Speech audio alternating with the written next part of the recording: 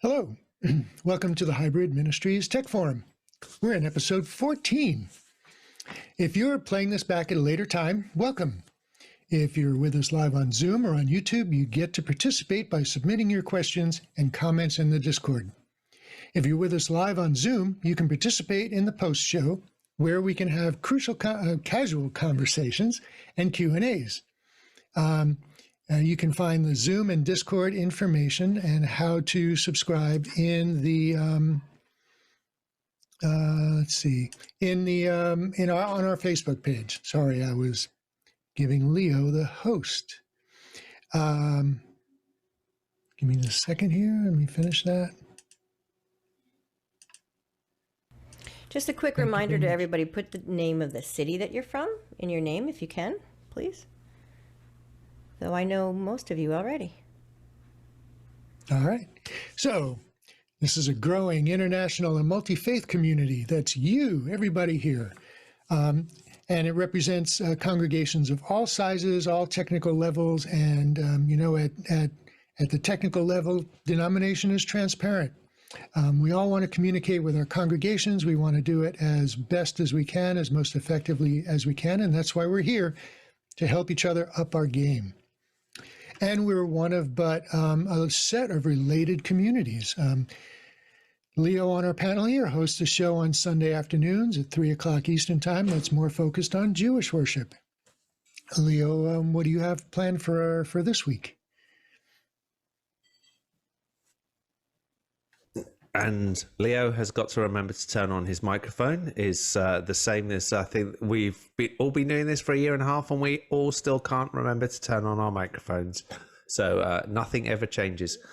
So this week, actually, it's quite special. We were going to be doing something very similar to this, but we're going to be doing a teardown of two recent hybrid services and how they were produced, and see in the actual how they ended up getting put together for people.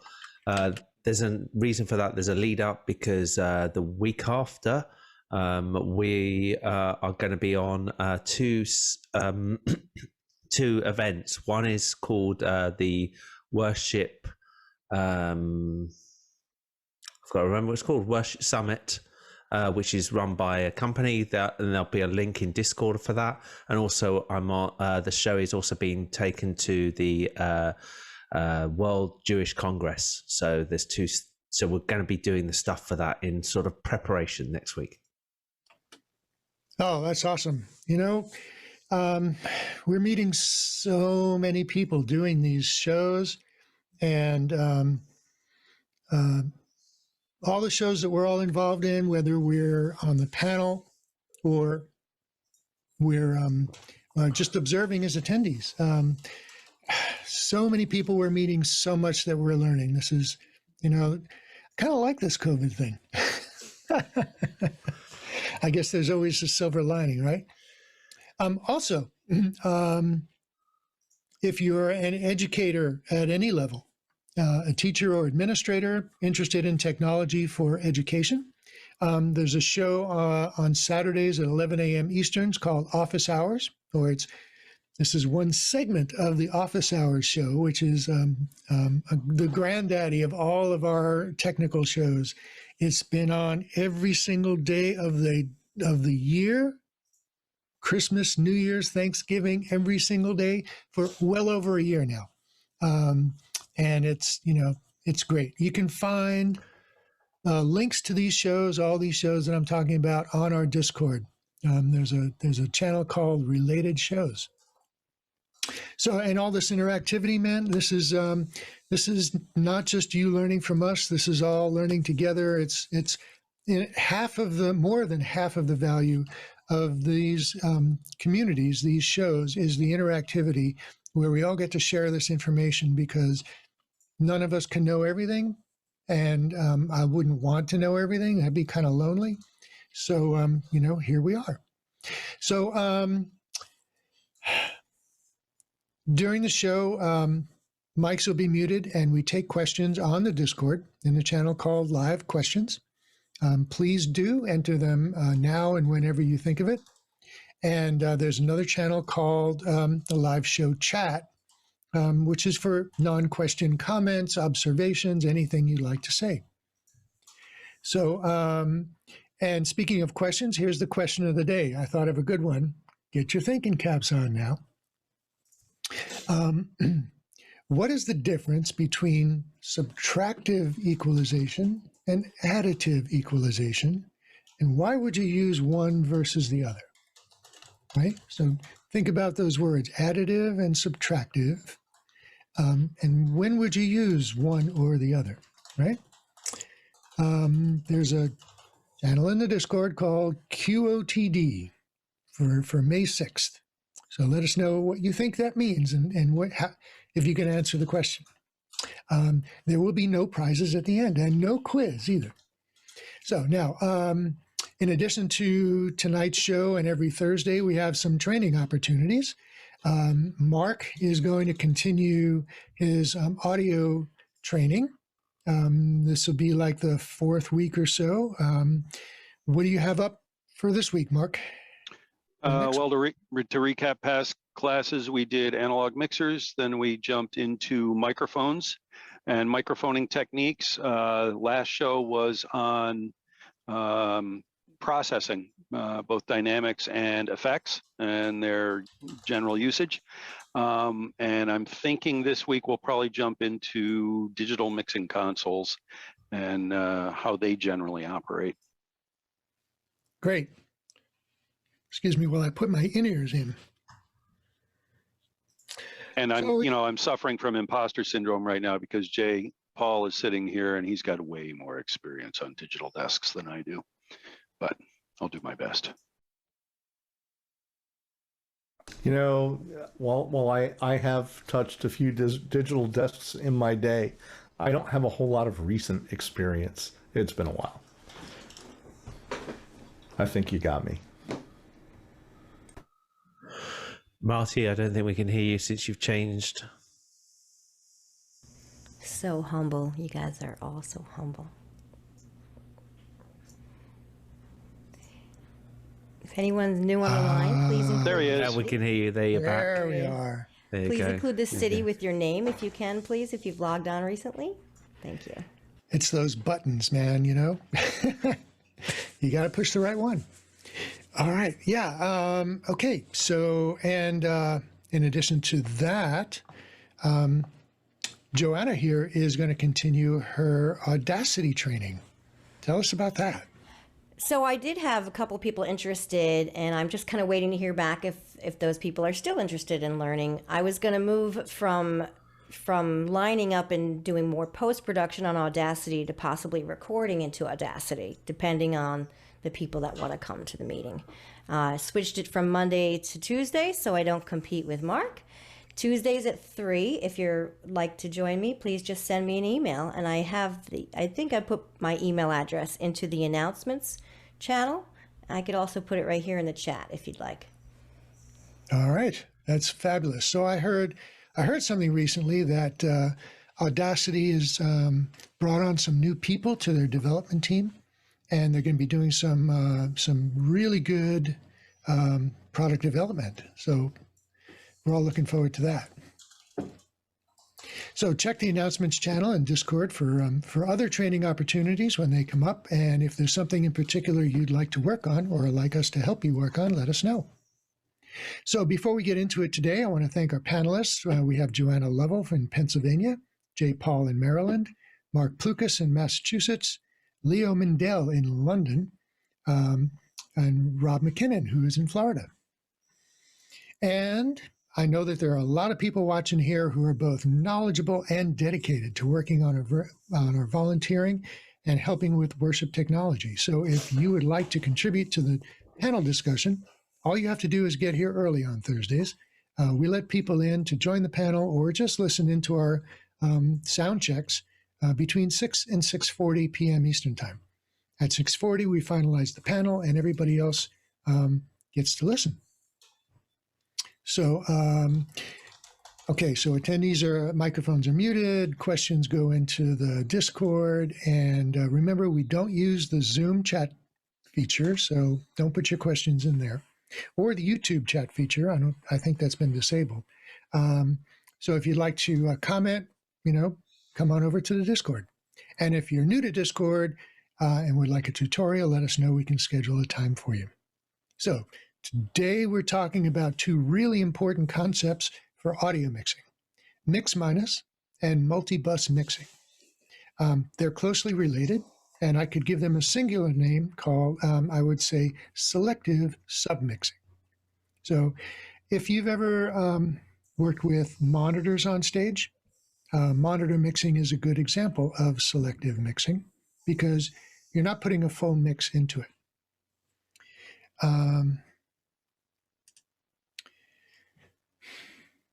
With monitor mixing, each of the musicians on stage or whoever's standing in front of the monitors need to only hear a certain few things, and so that's all you'd be feeding to those speakers, and that's an example of selective mixing. So let's take a look.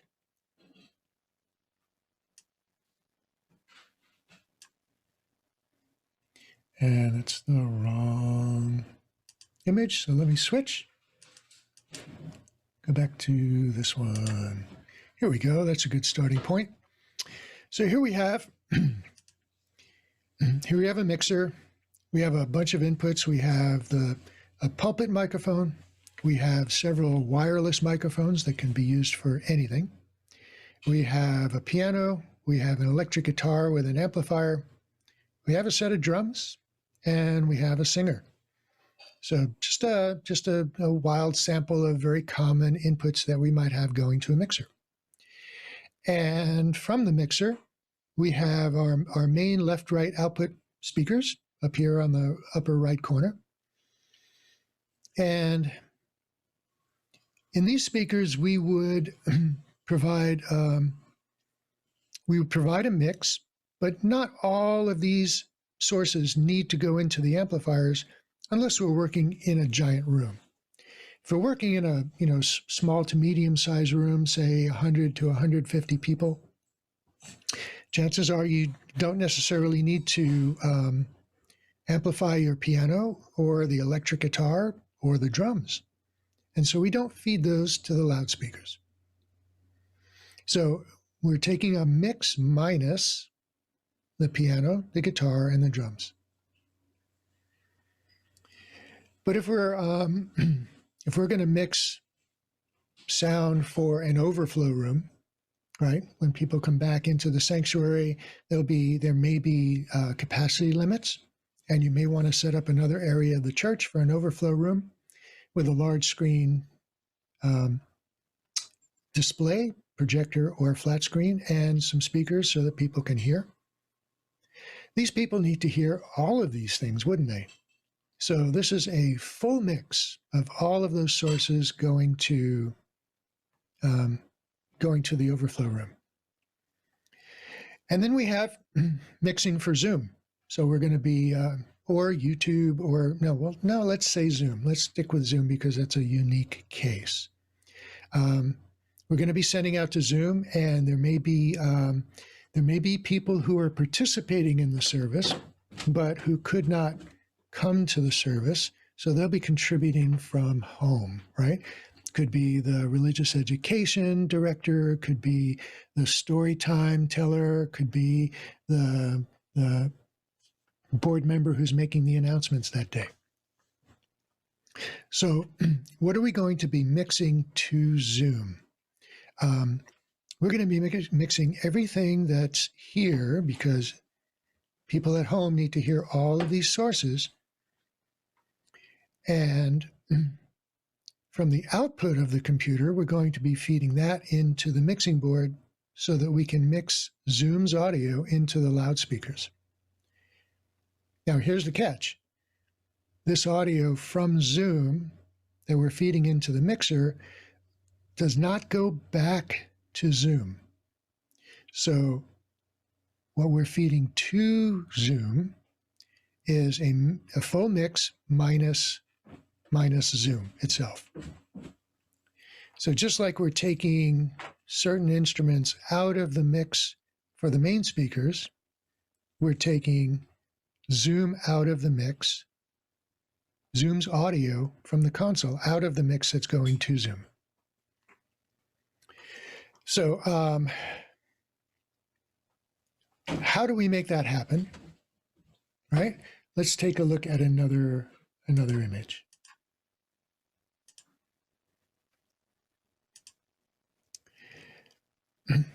So in pretty much all mixing consoles, whether they be analog or digital, there are two modes, two ways to mix to a bus or to send input channels to a bus. But let's talk about buses first. I don't have a graphic for this one, but see if you can imagine this. Let's take your mixer, put it on your tabletop.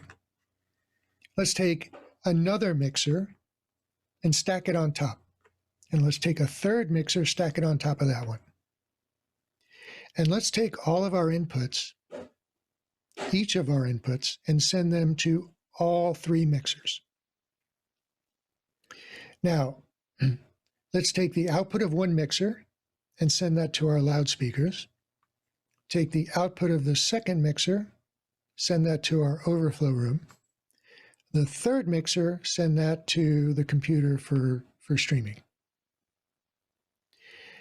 What we're doing now is we're creating separate mixes on separate physical mixers. Well, within modern mixers these days is the capability to do several independent, separate mixes, all within one surface, within one product. And those are called buses. So the main bus is the left-right that would go to your loudspeakers. And then there could be any number of additional buses. Sometimes they're called aux sends that can go to other places.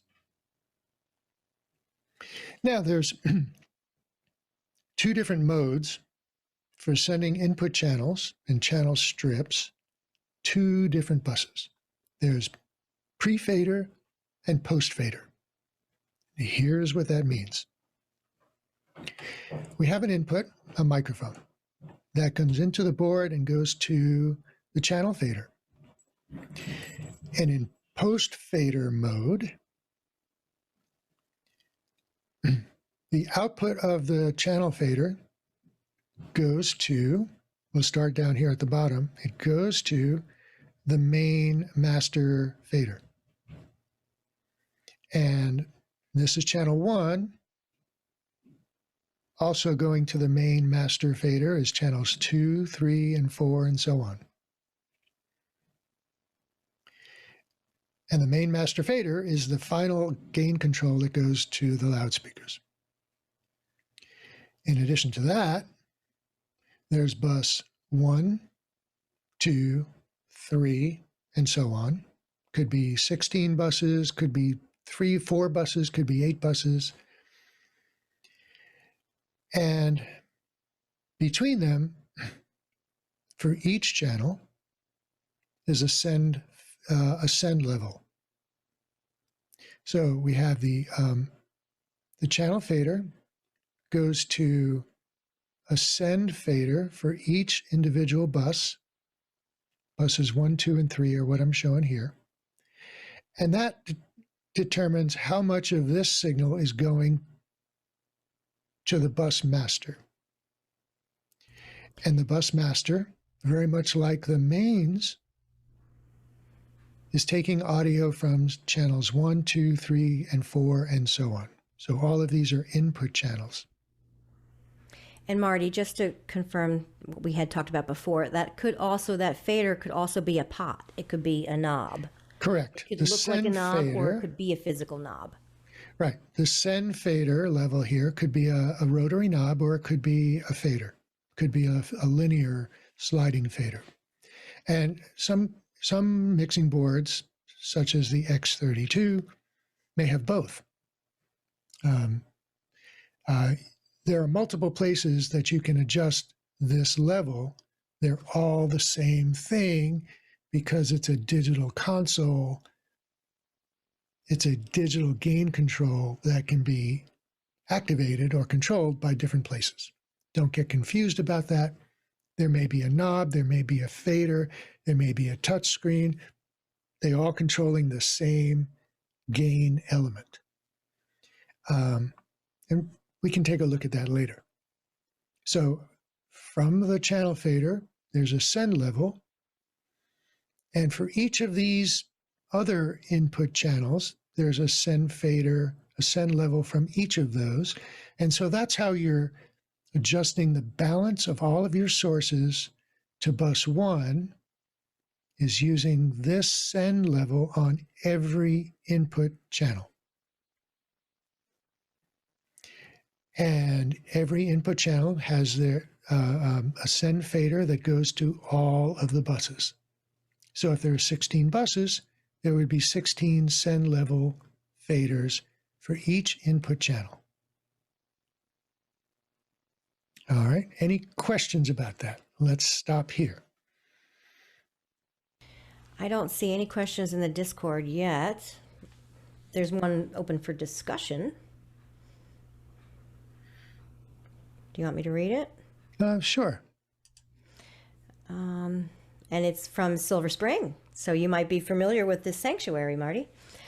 John says, our main hall in the sanctuary is almost a cube with 13-foot ceilings, floor-to-ceiling windows on both sides, cinder blocks on one side, and a stage on the fourth side. The room is very lively, extremely bassy, just for the spoken word. We have to reduce the low end 80 hertz by about 10 dB, just to remove the boominess from the speaker's voice. Yeah, this goes to the discussion that we had last week about acoustics. Mm-hmm. So in a reverberant room like that, where we have lots of hard reflective surfaces, they can cause, depending on the dimensions of the room. Now, I think we talked about this last week. So sound travels in as a wave, and a wave is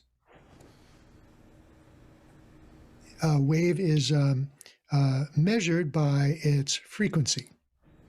So, and a frequency has a wavelength. So a frequency is like 1 cycle per second, 30 cycles per second, 60 cycles per second. Cycles per second are also known as hertz.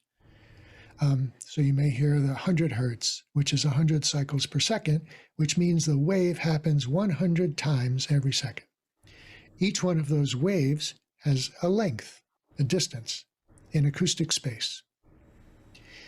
Depending on the length of and the width of your room, there will be a frequency that pretty much matches that.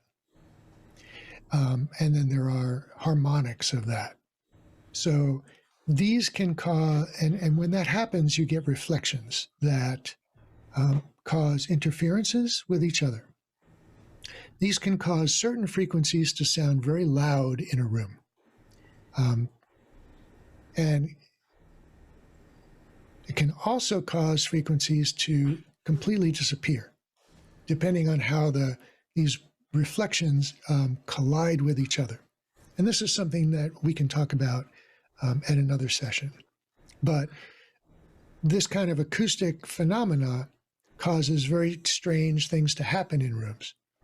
So, which is why you often see absorption panels and other sound treatment panels on walls and ceilings and carpeting on floors to try and cut down on these reflections. Marty, John has just said that he didn't mean to get us too off track. It was just putting in a comment about the thing of the week. So, I see. so it is. Oh, yeah. I'm sorry. Yeah. It's all right. It's okay. It's okay. Okay. There was a. It was his contribution to subtractive EQ. Subtractive EQ. Exactly. Well, thank you, John. Thank you, John. That is a perfect example. But there is of now some questions EQ. in there for you. All right, can I just throw a comment in on this? Yeah. So, John, I see. So you're using an 80 hertz EQ filter, which I might assume is the very low frequency knob that would be part of the mixing console. If it's a digital console, I'm sure it's completely variable and you could pick whatever frequency. But if you're having to reduce 80 hertz by 10 dB, which is a lot, that sort of says that maybe if you have a high pass filter and it's selectable and you're not using it, I would certainly use it. And if not, yeah, I would do exactly what you're doing if that's the only way to get that out of the microphone. But sometimes you can get a high pass filter will be on the microphone itself. Hopefully your mixing console has one, and that should certainly be engaged.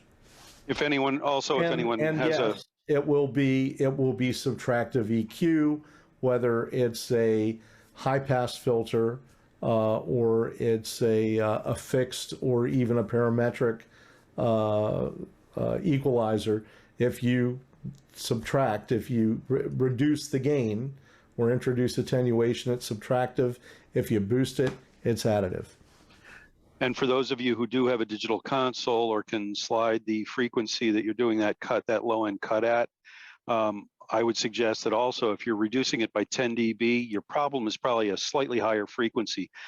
With spoken word, you can slide that up as high as about 120 hertz without adversely affecting speech intelligibility or even the fullness of the sound. You could slide it up as high as that and probably achieve the same effect with less cut. Just saying. Can I just go over the fact that there's 3 channels to go through tonight? There's the show chat channel, which probably would have been the better place for that comment, John. Then there's the questions channel, and then underneath it is the question of the day, QOTD. Just letting you know. Right. Yeah, it's getting a little confusing. We've got a lot of communications channels going on, and I think we might do something about that. Next week, I think we're going to try an experiment. Right. Okay. So we'll get back to additive and subtractive EQ maybe later in the show if we have some time. But thank you for that comment and offering. Any other questions before we move on?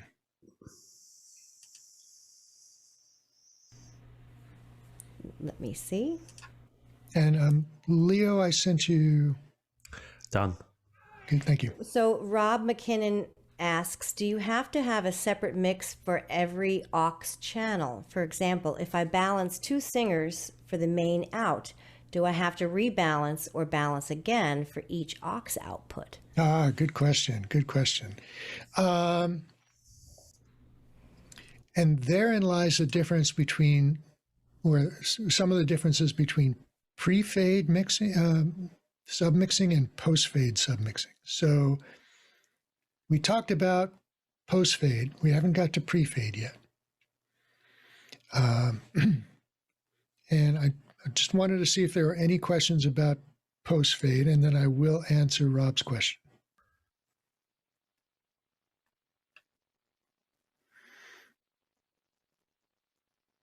All right. So I have one question. If you can go back to your original picture of the mix. Mm-hmm. That one there. And I'm going to throw this one in as a point, but to cover in a minute. You can see that on there you've got zoom, but a computer may not just have zoom. It could be that it's playing a YouTube that you're going to put in and out. So how would you bring that in at the same time? Spotlight that screen here. Sorry, I'll spotlight. That's my fault. Sorry. If you were playing out content from the same computer. Yeah, that's the dilemma that maybe people are going to have to think about as well. Yeah, that's sort of tricky. You would need to do some very, very fancy footwork because, all right, so you have YouTube on this computer here. YouTube or your slides, yeah. Any file, any audio file it could be playing in VLC or Yep. whatever, playing on this computer, and we're sending that audio to the mixing board so it can be heard in the house. Yeah. Just a routing issue. With Macintosh, couldn't you use loopback? Well, that's where I'm going. Okay. So you do now we're not taking this audio out of the mixer and sending it back to the computer, but we do want the people on Zoom to be able to hear that file. In which case, what you need to do then is to route the audio from your media player to Zoom within the computer, as well as sending it out of the computer. I'm highlighting this really because you've got to think this is quite, if you don't include that thought when you're building what you're going to build, this is going to suddenly catch you halfway down when you've got everything in place.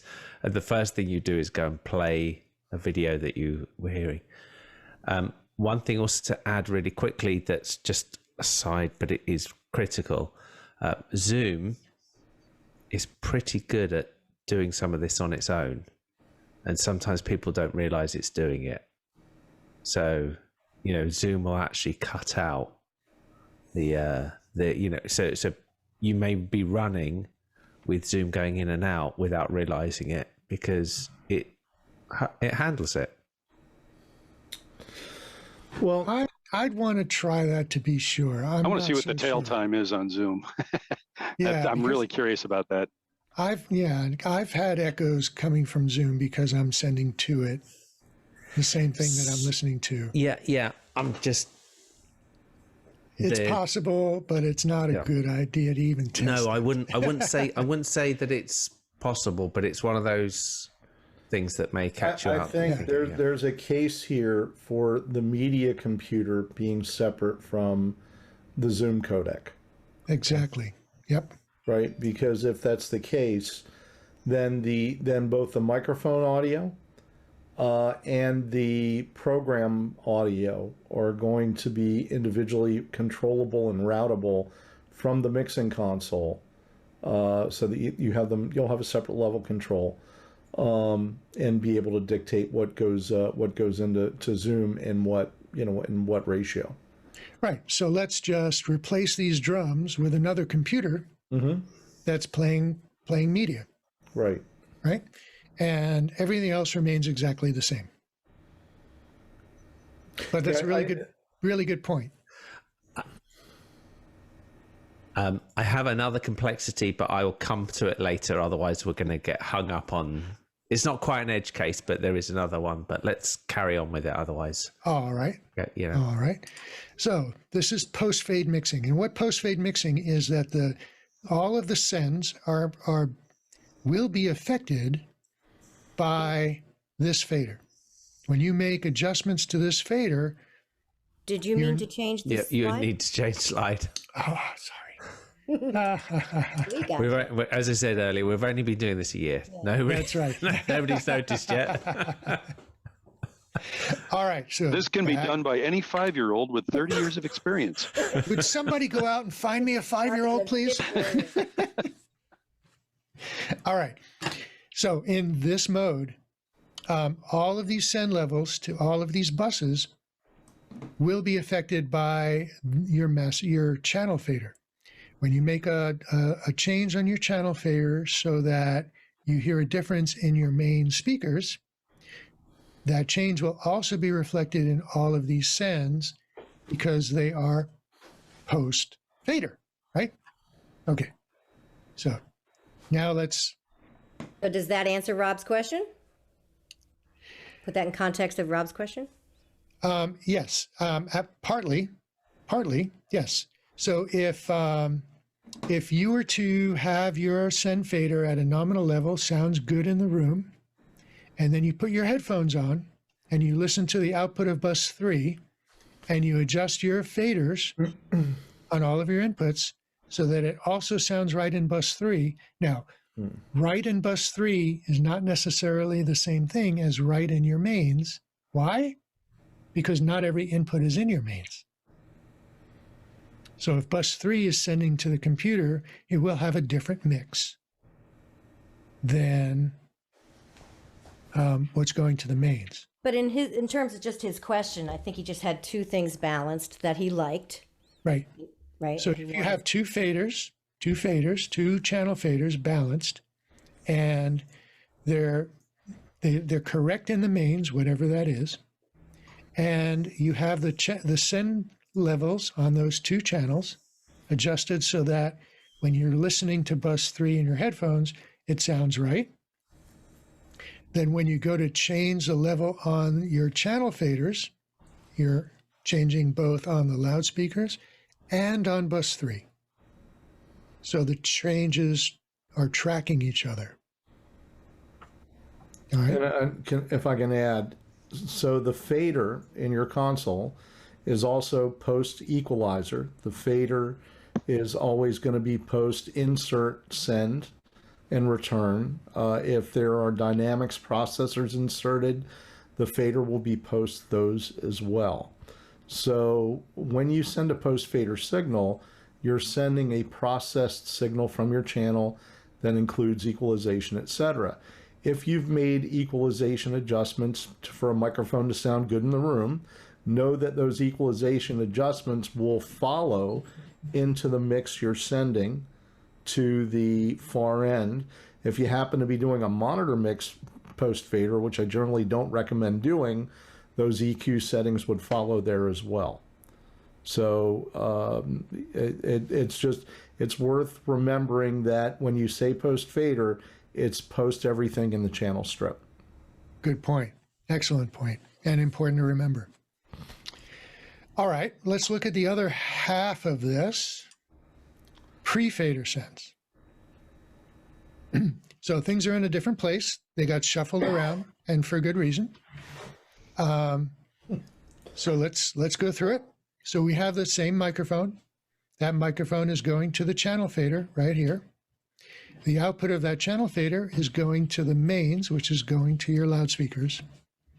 And it's not going to the bus faders, to the bus sends. Instead,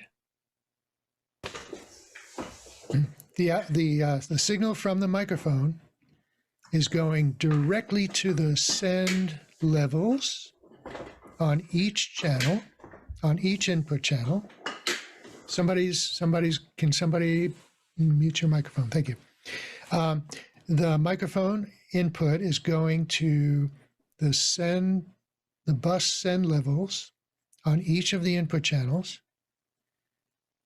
and then to the bus masters. But these send levels are before the channel fader. They are pre-fader. So any changes that you make on the channel fader, you will hear in your loudspeakers, but not in any of your sends, or not in the sends that you've assigned to be pre-fader. Now, depending on your console, this pre-fader, post-fader selection could be made on each bus send, but not always the case. On some analog faders, your pre-post selection could be on a pair of sends, or it could just be on one send. And the other sends are fixed, generally in post-fader mode. And because they're pre-fader, you have the ability to set this mix from all of your inputs to each of the buses. And each bus has its own mix that you have to set up independently of your channel faders.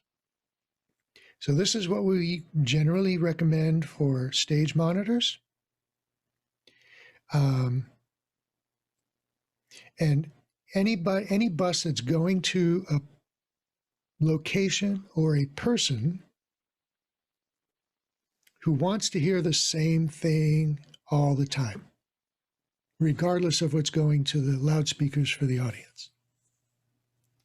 So like musicians want to hear the same mix. Musicians are expecting to hear certain things, and they want to hear the same thing all the time. Like themselves, for instance. You know, if their volume level is coming up or down in the audience, in the house, that doesn't help them to sing better. They need to hear themselves consistently, so it helps their frame of reference. A lot of times, a singer will get accustomed to their level coming from their floor monitor. Floor monitor is a speaker that is sitting on the stage floor right in front of them and angled up at them so that only they can hear it. And they will listen to their volume level. And if they want to get louder, they'll lean into the microphone and sing louder. They can hear that in the loudspeakers. Or they'll back off if they're singing harmony or backup for somebody else, and they'll hear that change in the loudspeakers. Well, if you as the mixer are changing their level and that's reflected in their floor monitors, they lose their frame of reference. So we want to give them a pre-fader mix. We want to set that mix, and they don't want to have it change.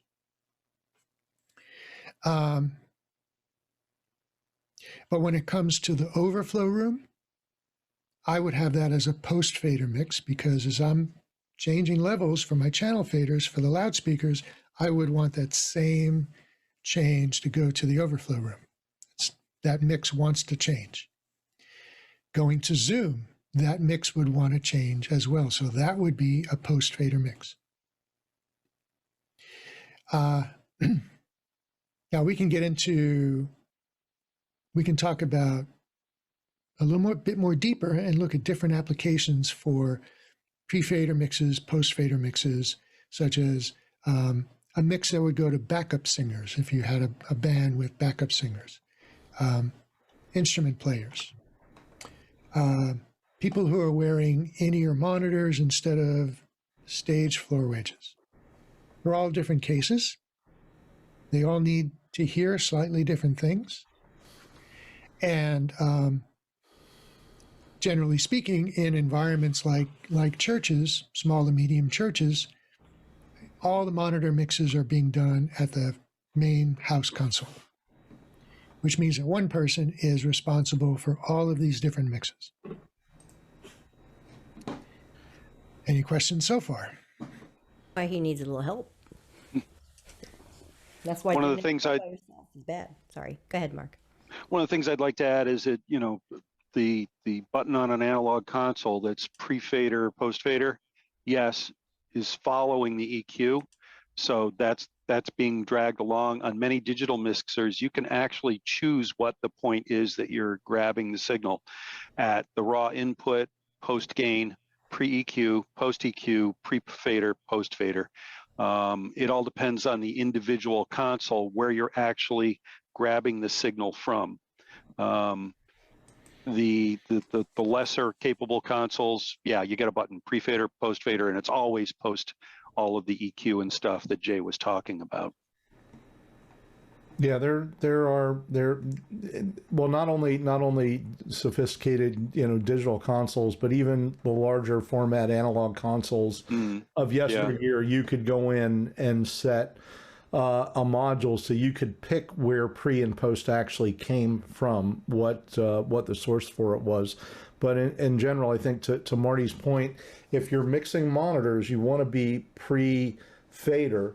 But because you don't, if you grab a fader to bring somebody up at front of house for a solo, you don't necessarily want to bring them up in the monitors because you may send your monitors into feedback. So having the independence of being able to grab an EQ knob or a channel fader so that you can affect a change for the audience or congregation without negatively impacting what happens on stage is a really important thing to be able to do. Great. Joe, I see a couple of questions. You want to tell us what they are? Sure. Is it the from Keith Miller, Mark? Is that you've been in the box more than I have? Yeah, Keith asked a question. How do you change the monitor mix during a performance if the bus is pre-faders? I often see musicians signal more piano and the guitarist monitor, something like that. It's because you're actually using the aux, you're typically using a pre-fader aux bus to drive the monitors. So diddling that knob on an analog console will only affect the monitors, and it is pre-fader, or it's before the fader for the house. So that's how it's isolated. You would do the same thing on a digital desk. Right. So let's take a look at the diagram again. The pre-fader bus diagram. So let's say that bus 1 is the piano, and channel 1 is the singer, channel 2 is the guitar, channel 3 is the bass, and the pianist wants to hear more singer. So channel 1 is the singer. That's the one we have here. You'd bring up the send level for this on the singer's input strip for send 1, and that goes to this bus, which is going to the pianist. And this is, the send levels here on each of the input channels 1, 2, 3, and 4, determine the mix balance that the pianist is hearing in their monitors. And bus 2 could be the guitarist, and bus 3 could be the drummer. And you have send level adjustments for each of those 3 mixes. They're completely different mixes. You can have any channel in the mix or out of the mix just by bringing the fader all the way down. Another question in the box. Deborah asks, what does bus 1 is the piano mean? And she said, oh, the monitor the pianist is hearing? Yeah. Yes. That's what it was. Yep. Yes. So each of these buses represents an output from the board. And an input to the monitor that's in front of a person. Right. Out of the board into an amplifier and a loudspeaker. Now, But one of these outputs could be going to a computer for Zoom, right? But Right. that would likely be post fader. Right, would likely be post fader. But any bus, or most buses, depending on the board, depending on the particular sends 1, 2, 3, 4, depending on the board, any of these buses could be pre-fader or post-fader. If you're on a board where you do not have that option, then you want to choose your buses accordingly, right? I wouldn't use a send that could not be switched to pre-fader for a monitor mix. Right. Right? Rob asked, how do I know if my PreSonus board is in post-fade or pre-fade? And my initial answer was going to be, well, read the book, you'll figure it out there. But I'm actually looking up his console to try and figure out exactly where you set that for him. It is a nice little digital desk, and I'm trying to figure out where you set that. I think he's got a 16.42, right? He's got a 16.0.2. Yeah, 16.02. Oh, 16.02? The reason I asked this question is because, a couple of years ago, my wife got really burned by this. The mix in-house was perfectly fine, but the mix going to the stream, nobody knew how bad it was until it was too late.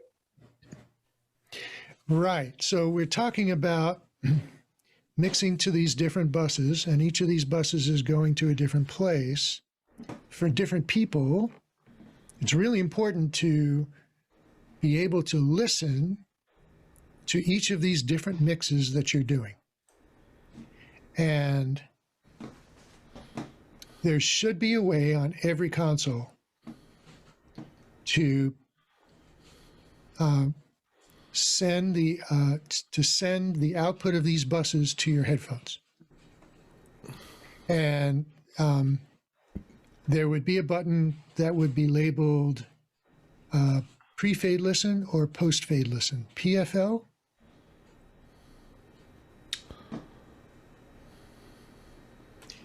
Or solo, right?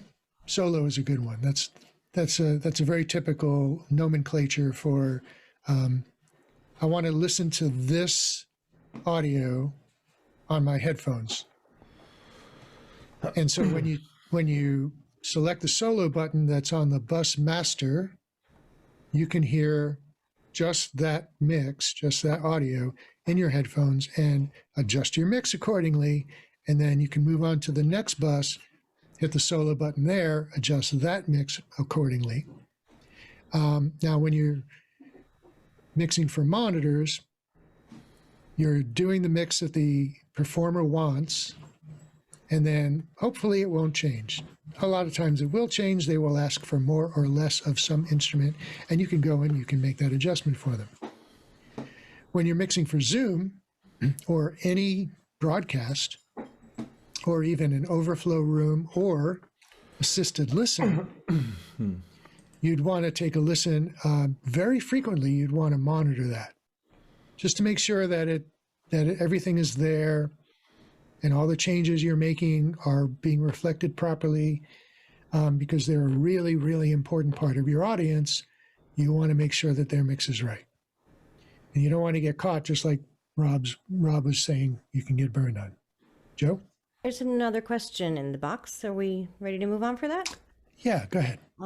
Deborah was asking, I think she's asking on behalf of someone else, can there be a post fader going to the main bus?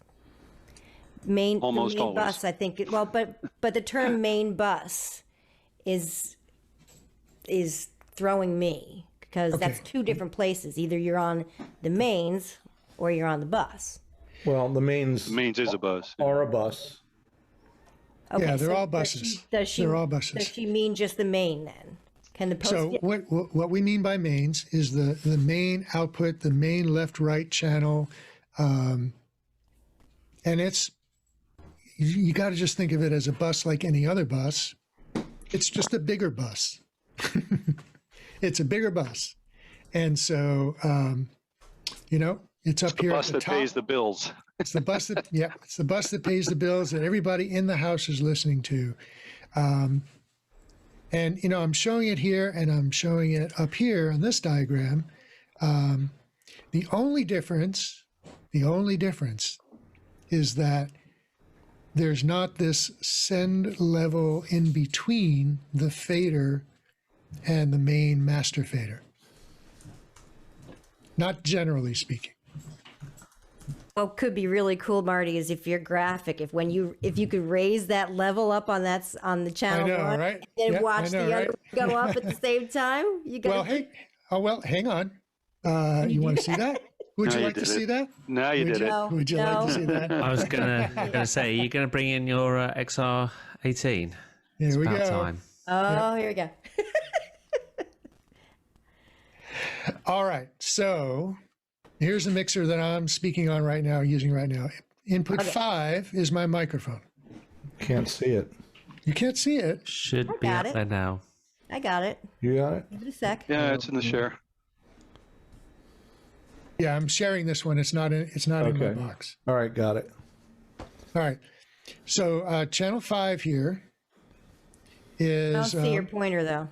you don't Oh, see here you go. the- Got it. purple, Never mind. yeah. Got it. All right. It's my microphone. And way over here, this is the sound coming from Zoom, right? So very typical. I could have any of my inputs here, could be any kind of instruments or wireless microphones or anything else. I just happen to have one, right? And way up here, so this is a meter panel. And you can see that here's my input, and here's my level. This is all of my inputs. And here are my bus outputs. This mixer has 6 buses. The last two, 5 and 6, are the mains that are going to my my loudspeakers and my headphones. And 3 and 4 are going to, let me think about this now. So here are my buses. So 1 and 2 I'm not using. 3 and 4 are going to, Zoom? No. yeah, are going to Zoom, and 5 and 6 are my headphones. So what's happening? Let me switch to my main left right, and I'm going to look at the sends. So I'm sending. So here are my here are the send levels for this input channel: bus 1, 2, 3, 4, 5, 6. And I'm sending buses 3 and 4, which here are called ASIO, and that's going to the applications within my computer, so Zoom. And if I bring this level down, you should hear my level come down, down, down. Did you hear it come down? Okay. Yep. And right here it says these are post fader, right? This is pre fader. This is pre fader. Oh, this is post EQ. This is pre fader. This is post fader. So you hear this difference here in the send level, but if I change this down here, you also hear a change. So post fader, what's happening here is also affecting what's going to my send levels and then going to the master fader. Could you just go up and is that a click to change the routing up here? So could you just click up on pre-EQ, for example, and change that routing? Yep. Okay. Just like that. Now change your fader level. Now I can change my fader level here, and there's no change. So you're no change at all. So you're before the equalizer. You're before before everything that follows the equalizer. Right. So let's take a look at the channel routing. So this, from left to right, this is how audio flows through this mixer. The very left, so here's the input. Here is the mic, the preamp gain is right here. Okay, preamp gain. That sets up the level that goes everywhere else throughout the mixer. From here, it goes to the noise gate, the equalizer, the compressor, and then here are the send levels. They could be pre or post fader. There's some other selections that I can make here, and then it goes to the channel output. So if we go back to here, I can select where I'm picking the audio from. I can pick the audio to come from any of these stages. I can come directly from the preamp. That's before the noise gate, equalizer, compressor, and fader. I can select it after the noise gate or after the dynamics, but before the EQ, right? So here's our selections. If I were selected from the input, that's directly from the preamp. I can go before the EQ, which is after the noise gate. I can go after the EQ, right? Before the EQ would be here after the noise gate. After the EQ, which would be before the compressor. I can go before the fader, pre-fader, which would be after the compressor and everything else, or I can go post-fader. So why is it important to have all of these options? Well, Jay talked about this earlier. If and this will go to John's, what John was saying earlier about subtractive EQ. He is having to take out in his equalizer 80 hertz from his microphones to stop the booming. If you do that here in the EQ, and if your send is post fader, and that's what you're sending to Zoom, then you will have taken out all of this 80 hertz from the audio that you're sending to Zoom. I'm not saying that's a bad thing. You just need to know that you're doing that. Can I be picky and ask where the reference is for the screen, the EQ screen you're looking at? Is it 20 hertz to 20,000 hertz, or is it something smaller? There's no reference along the bottom. That's true. There's no legend here. So at the very bottom is 20 hertz, is low frequencies. At the very top is 20,000 hertz. Okay. Right. But here's a useful reference. You see how you see these vertical lines, and you see how on the left they're pretty far between, and they get progressively closer and closer and closer together. Mm-hmm. And then there's another big jump, and then they get closer and closer and closer together, and that repeats. The one that's in the center is 1,000 cycles. 1K. 1K, which is considered the middle of the band. And if we go back to this line, That should be 200, right? that will be, right, let's go to this one here. This is 100. And so let's start from 20. Are you sure? 20, 20? 30, 40, 50, 60, 70, 80, 90, 100. It's clever what they did. They've broken this into multiple log scales. Right, it's a logarithmic scale. rather than making it a single log scale. So and I think this makes it pretty easy to jump in and identify where you are visually. Right. So from 100, the next one will be 200, 300, 400, 500, 6, 7, 8, 9, 10, which is a 1,000, 2,000, 3,000, 4, 5, 6, 7, 8, 9, 10,000. And then to 20. And the next one is 20,000. So the high pass filter that Jay was talking about before. Is 80 hertz, which is right down here, 80. Actually, looks like, is that 70 hertz low cut down all the way on the bottom right? Mm-hmm. Yep. Yeah. What I have is a 70 hertz low cut, which is this one right here, which is this one right here. Yep. Mark So had said that voice doesn't really get affected. You could go all the way up to 120. I think that might be for a female. Generally, yeah. There's no reason. There's not really, unless you're Melvin from the Temptations and Melvin Or Barry White. Very white, yeah, exactly. Luther Vandross, I think. Or Right. Johnny If you're- Cash. If you're a male with a low voice and you're singing, yeah, you don't want to cut it off at 120 because there are chest resonances that add to the effect that you do want to pick up.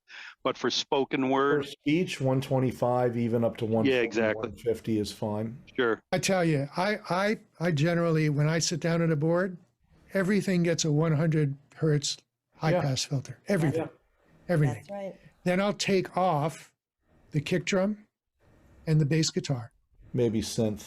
And if it's Greg Greenway, you take off the acoustic 500. guitar. No, you pull it down at 500 Well, for him. well, wait, Greg Greenway wait. tunes down to 60 hertz. Well, so I would start by taking off the bass guitar, the kick drum, and the keyboards, Yeah. Yeah. and maybe other direct instruments, anything that's not a microphone. All right, we might be getting into some fun stuff for us, but I don't know if anybody else is following this. But what I think I wanted you to do, Marty, I wanted you to drag the curve up and over so they can see where the cut is. Yeah, that's what I was doing. Exactly. So now, but to the point about where to set the low cut filter, you see that I have a little bit of cut here, and that's at 105. So I set this at 70, and we're getting into a bit of technique here. I set this at 70, and then this at 105 because this is a different curve with a different slope, and I wanted this kind of shape to the bottom of my voice. Because if I set this up here, it's cutting off a little too much. Are there preset EQs on a Behringer? This is a Behringer, right? Yes. This is a Behringer. Yes, you there can are create tons presets. and there are tons and tons of presets that Okay. come with it that you can load in as starting points. I'll often use the presets for kick drum. I mean, there are multiple presets for kick drum. Yeah. You just pick the one you want. And not only are the presets for EQ, they're also for the compressor, the expander, the noise gate. Just sets up the whole channel for you, which is another one of the beauties of digital consoles, are these presets. Yep. So you can set up, you can use these these presets that are written by artists and engineers. And they're just starting points. They give you something to start from, and then you can modify them as you like. For those of you that were in the mixing class on Monday, you'll recall that I said a common starting point for sound guys turning on a vocal microphone is they'll take that little bump that Marty has at 105, they'll actually set it at 125, and they'll start there and then start tuning. And Marty determined that, you know, he liked his at 105 hertz rather than a little bit higher. But it's a very common starting point at around 120, 125 to dip that, because it is a masking frequency for the human voice intelligibility. Mm-hmm. And depending on what other instruments are playing, and this is a whole other hour and a half. Depending on what other instruments are playing, I might want to scoop out a frequency that is characteristic of my voice, because I don't want that instrument to be masking my voice. Yep. But again, that's a whole other hour. Now, because we're here, I'll just mention this. See, I'm boosting a bit here, and that's at 2080 hertz, so 2079 hertz. And that's just giving me a little bit of a presence. If I take that out here, you can see that the characteristic of my voice changes a little bit. And when I bring it back in, it may sound a little bit more present, like, in the uppers. So if let me see, Can you make yourself sound like you're on the telephone? I'm boosting at 2.5 dB right now. If I bring this up here, you'll see, this is what this frequency really sounds like. And if I take it out, you can't even hear me now, right? It's just from this one band of frequencies. So we can, Marty, here. because I think you moved your you moved your post fader. Go back into your sends. None of what you've just done has been heard. All right. But it was fun to watch. It was fun. All right. So here we are. I've just made it post fader. I'm going to turn the EQ off. All right. So now this is no EQ at all on my voice. I'll bring it back in. We'll do the same thing. I'm going to bring this way up here, and this is the band of my frequencies that I was just boosting a little bit. This is a lot. And if I take it out all the way, I can barely hear myself in my earphones. Mm-hmm. Right. So you probably don't hear me much either. So I'm just taking up 2.5 dB just to give myself a little bit of boost. And if I take it out, okay, so now this is without it. And I sound like this, and then I'll sound like this. So the upper range of my voice, just before the S's, is a little bit more present, at least to my ears. So that's what I was going for. Then at the top here, I'm rolling off a little bit, because if I bring it up here, this is, this can make my voice sibilant, but it also gives it a lot of air, right? And which is really nice for some vocalists. I don't know if you're hearing the effect of this the way I'm hearing the effect of this, but it's not great for voice conferencing. So I brought it down just a little bit. Another common preset for spoken word is you do a low pass filter where Marty has that high shelf. You do a low pass filter and you cut off everything above about 6,500 hertz, because there's precious little in the human voice other than sibilance above 6,500 hertz.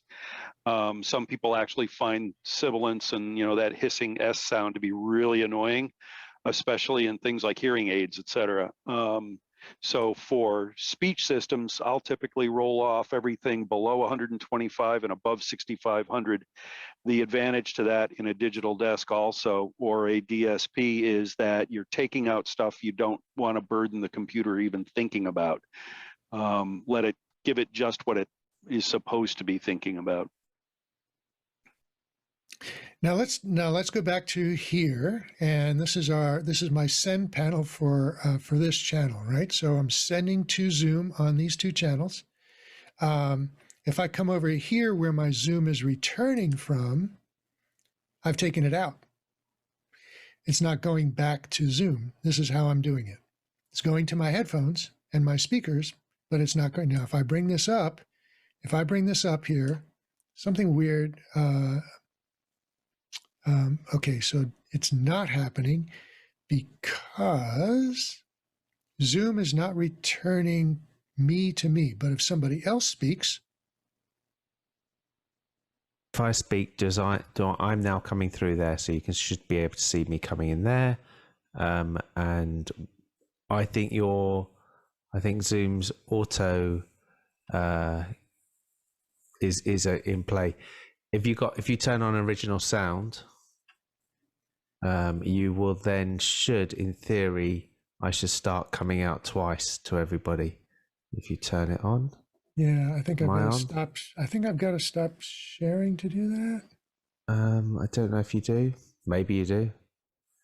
But I'm going to keep talking, and then hopefully sooner or later you're going to hear many, many times of me. Hopefully it's going to come through. Is it going to come through? Anybody I can hear it. You can hear it just in the distance. There it is. And what you probably got, I'm going to guess, and the reason you're hearing it just in the distance, Marty, have you got a delay? 200 millisecond. You've got no delay in your audio? No. Do you not have to sync it at all? No. Okay. So I'm just getting an echo of me. If you put in delay, you'll hear it extended. You'll never get it out the... Yeah. So, do you want to go back to sharing again? I will. Too many Leos. Yeah, and then, too many J-Los then. Never too many. And then now you can, when it comes back up, you should be able to now take it out. And then is it out? No, it's, yep. Yeah, it's out. Yep. Yeah, it's out. It's out, yeah. That's it, great. Right. That was great. So there's another thing just to show people on this mixer the other way round to do it. If you choose the buses on the right, then you literally and go to the mixer top left. Change to your mixer view, top left, right to the very top, the left one across to the left. That's it. Yep. Then you're just seeing all of the. Well, you don't need to see it actually. You can be on channel, can't you? But it's the whole. Yeah, it can be anywhere up there. Anywhere on there, you're seeing the whole of that mix. So you're looking at every single thing rather than when you were before. Which so that's kind of like the fader flip mode on a mixing console where it'll move the faders physically if you were to do it on a control surface. Yeah, which is the best feature in the world. It is. So let's go into that mix instead of having to look at knobs in the old days on a monitor mixing console. Right. So so we said earlier, there are multiple ways of adjusting the same volume control, and multiple ways of seeing different mixes that you're doing. So we looked at this view. Now this is the main mix down here. Where did you Marty, you clicked that so fast. Where did you click? I will explain. Let me get there. This is the main view. The main mix that's going to the loudspeakers, and I have main, left, right selected here. And I selected sends up here.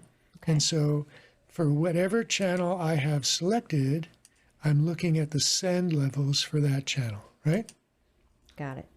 Okay. So, this channel shows something different up here than this channel, right? Okay, so that's one way of looking at this. So I can go to this channel and change the mix that's going to, change the level that's going to bus 2 or the level that's going to bus 1, right? And so on.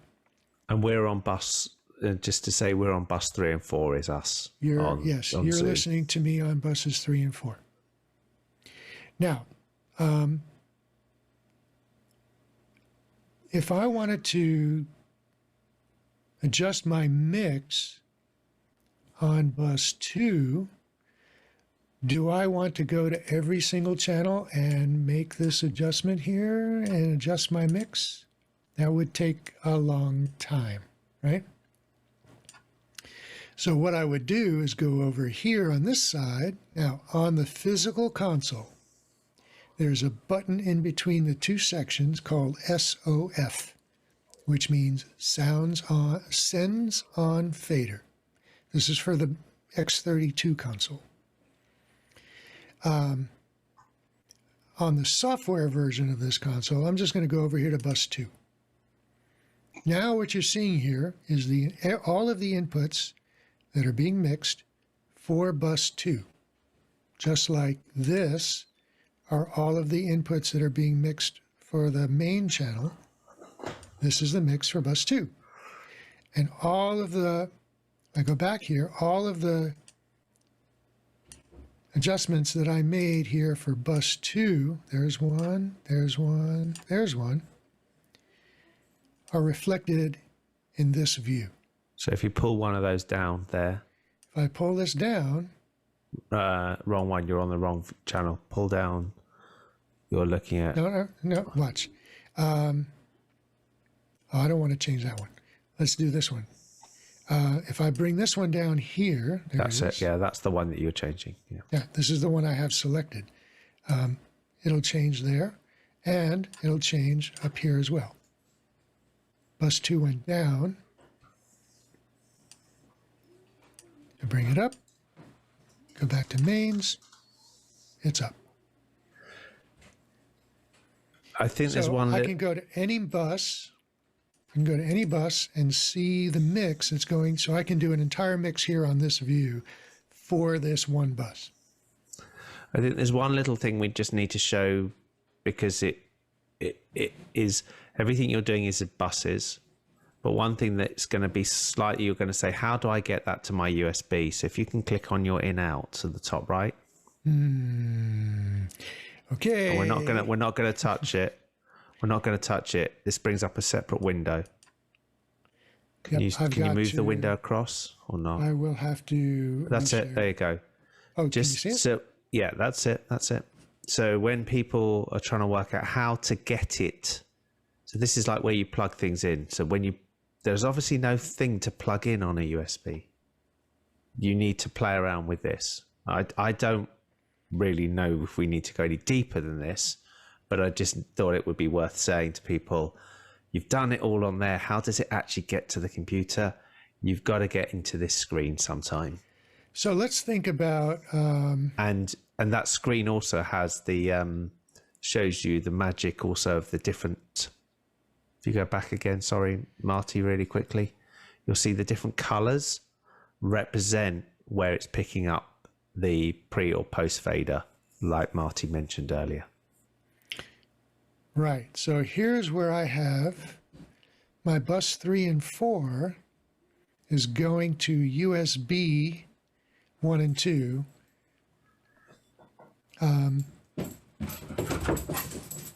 So that's bus 3 and 4 out of my mixer, going across USB 1 and 2 to my computer.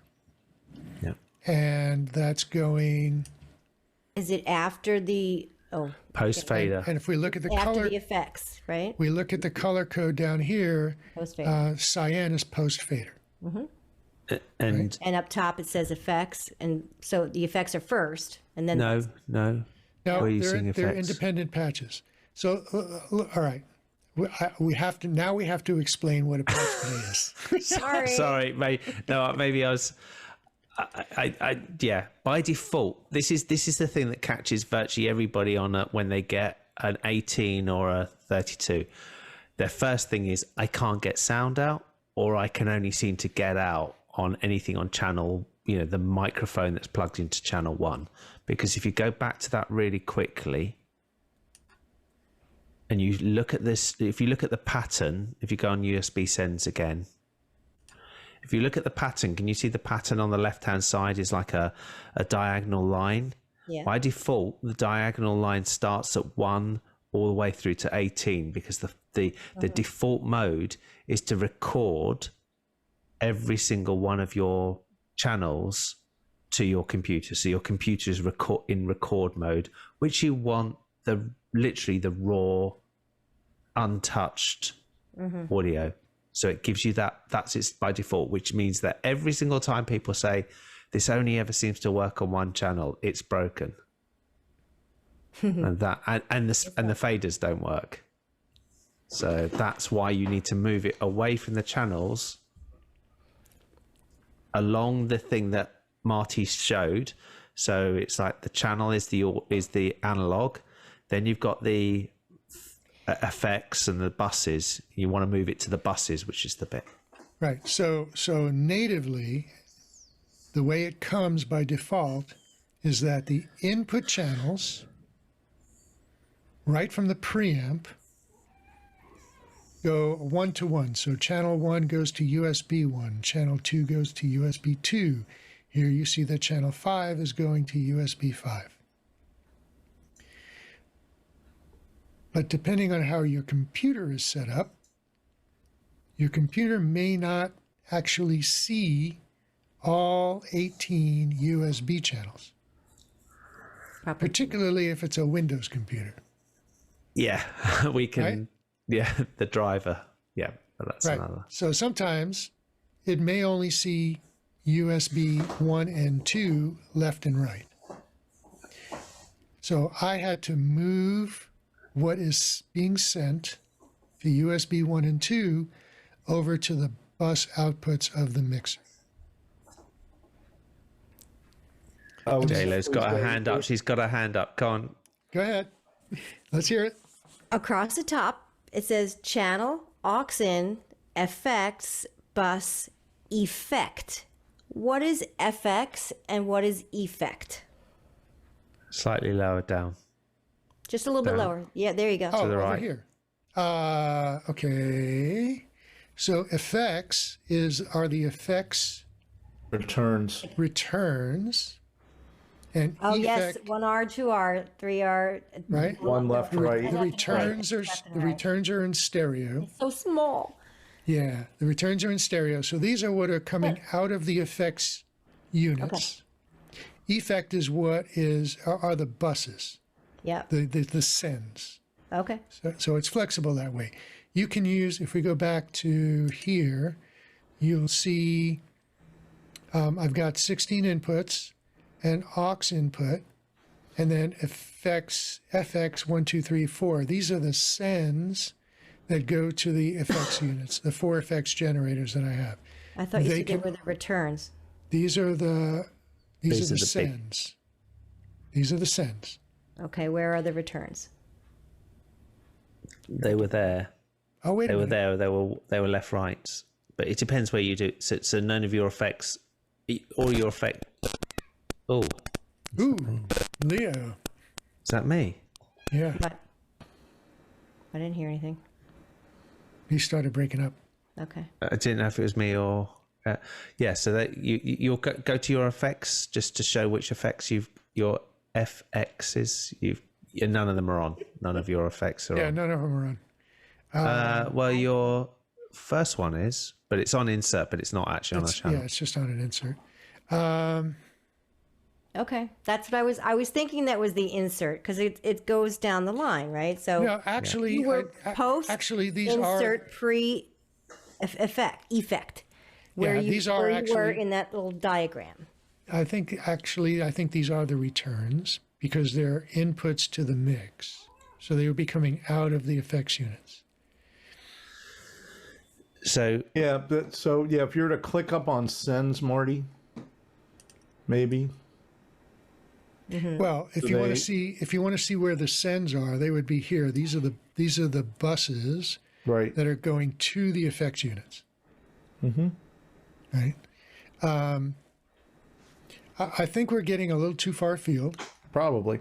Let's rein this back in. I think what we are showing though to anybody is that there is a lot of power in a mixer. There's a lot of power in a digital mixer. There's a huge amount of power in an analog mixer. And this is why this is probably the biggest key component that we've always feel of your setup and where you're going to go with your setup. And some of the things that Marty's shown and the ability you've seen with the in and outs is that you're even able to sit there and say, I want to apply an effect to Zoom that goes into the room or back to something else that doesn't even need to hit the room, because you could have actually bring in Zoom on USB something, put it out to something else, back into the computer if you wanted to. I'm not saying you do, but in theory you could. Leo, earlier you had said there was one more tricky thing that you were going to bring up later. Did you bring that one up yet? Okay, right. Okay. Let's just do it. Let's do it. Let's do it. Okay. So far, everything we've talked about is making an assumption that you are streaming out of Zoom. The reality for a lot of people is they stream out of OBS or vMix, but Zoom is part of that thing. So you actually have to work out how to bring the audio from Zoom in. Oh, is that me again? Yeah, Is it me? it's you. I'm pretty sure. I'm not hearing what's that? anything. Mute for a second, Leo. Let's see if it goes away. What are you guys even hearing? I'm hearing clicking. It's A lot of repetitive. clicking. Yeah. I have no headphones on though. I don't know. It's still there when I'm muted. All right, stop right now. I'm gonna mute. It stopped. I could hear it even when I was muted. Okay. Okay, sorry if you're getting that. You need to put OBS in the path of his drawings. You don't need to put OBS in the path. You need to put OBS so OBS is effectively another mix and another output. So when you're mixing things in, you're bringing people in from Zoom, and you're bringing them in. So you're bringing all the instruments. This is the hybrid model that becomes the bit where you're bringing everybody in the mix, everybody in the room, everybody from Zoom in, and then you're sending them out to OBS, and you've got to control it. So that's if you can turn your screen share off, Marty. So if everybody can see where we're coming from. Where would you put that in the picture that he's got up now? So the question is where it comes in and whether the computer is the same computer or you've got a separate computer. So you've got to think about. It would be the same computer. It would be the same computer because you're going from OBS to Zoom. So from Zoom to OBS. Zoom is a source. OBS is your output for streaming. Yes, right. Yeah, OBS is a destination. So this is when you start, a lot of you at the moment will be streaming in Zoom and staying in Zoom, and they may be just clicking on their go live from Zoom. But the problem with the go live from Zoom is no. You don't go from OBS to Zoom. OBS doesn't stream to Zoom. No. Not directly. All right. So here I'm using OBS right now. And I'm using OBS, and my camera source in Zoom is OBS. So I'm going from OBS to Zoom, right? Yep. On video. But I'm not sending my audio through OBS. My audio is coming directly from my mixer to Zoom, bypassing OBS. Now, if you were going to play a video clip or an audio clip through OBS, then you would have an audio path that you'd need to deal with. Now, Zoom can only have one audio source for its camera input. It can have a different audio source for screen sharing. Let's go through that again. The camera selection on Zoom, you can select one camera source.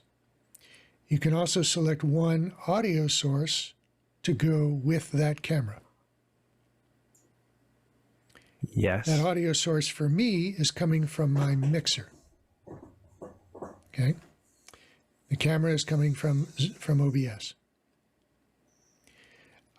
So now I can play a clip, whether it be audio or video, and send the video to OBS, send the audio to my mixer, and from the mixer, it will get to Zoom. Okay. Can I just share screen? I'm just going to show what I'm trying to explain. It may be easier to explain with a quick share screen. Sure, go ahead. Which I can, of course, because I'm actually the host. Yeah. It's great, isn't it? So this was a service at the weekend, which you're going to see. I'm not going to play the audio because that will actually make it more confusing. But what you're actually seeing is this is being streamed from OBS. And if you look now, you're looking at a build around made in OBS, not in Zoom, but you're actually then bringing in people from Zoom into the actual. So if I look, that person in the top left-hand corner is being brought in from Zoom. Right. So if you think about this, the use that we're typically using at the moment for OBS, but only for the last year, is OBS as a virtual camera source. But really, OBS is a streaming platform. And when you go back to OBS in its traditional mode, which we will be going to, and then Zoom is not your streaming platform, that's when you've got to push the audio from Zoom back to OBS. Right. Right. That's If you're bringing the difference. if you're bringing Zoom sources into OBS to go out to your stream, then you're correct. Yes. Yeah. I may have made this more complex. I'm not trying to, but I'm just trying to say that before you sit there and plan exactly how, you've got to work out what are going to be your sources and where are your destinations. And sometimes, particularly on computers, you may end up having to think of the computer as multiple sources and multiple destinations. How many computers were you using there to bring in those sources and then send out to the stream? One PC running one OBS. All the pre-records are on that PC, and it's also the Zoom. And the solution to make that happen is the thing that you were talking about earlier, Marty, is we actually enable 4 channels from the PC. So Zoom is sitting on channels 3 and 4 of that PC, and the computer audio is on channels 1 and 2. And that's the way you do it. But you can't do that unless you have 4 channels if you're going in stereo from the PC. In fact, actually forget the stereo, because that's confusing, because you can't actually on the USB separate channel A, and you can't separate left and right easily. It's virtually impossible. You have to go as channels 1 and 2 and 3 and 4. So, I know I'm making this complex, but I'm trying to demonstrate that there is. This is great. I think you have to think about this. That once you get into once you actually get into this is the bit that literally hybrid breaks, because you're suddenly trying to get people you've got all these people that are remote, you've got people in the room, and you are physically wanting to send both of that in a new mix to somewhere that is streaming, because eventually people are going to move away from using Zoom as the stream point, because it actually isn't the best stream point. Yeah, so I was going to ask you, so you were bringing in people from Zoom. Yep. What were you streaming out to? What platform were you streaming out YouTube, Facebook, and Twitter. and not Zoom? The people in Zoom, there were people who were watching in Zoom as like a Zoom watch party. Right, The so you YouTube, had Facebook, and Twitter. 2 different platforms going. Yeah. You had Zoom was a private platform for people who were participating in the service. Mm-hmm. But the people who are watching the service were on a different platform. They were on YouTube and Facebook. Absolutely. So if you think about it, it's the sort of equivalent argument of saying the people who are on the stage, whatever is the right term, are inside of Zoom, and the people who are sitting in the congregation are not. It can be also what we actually did is, and to make this even more confusing, we then sent that to another Zoom for the bigger congregation.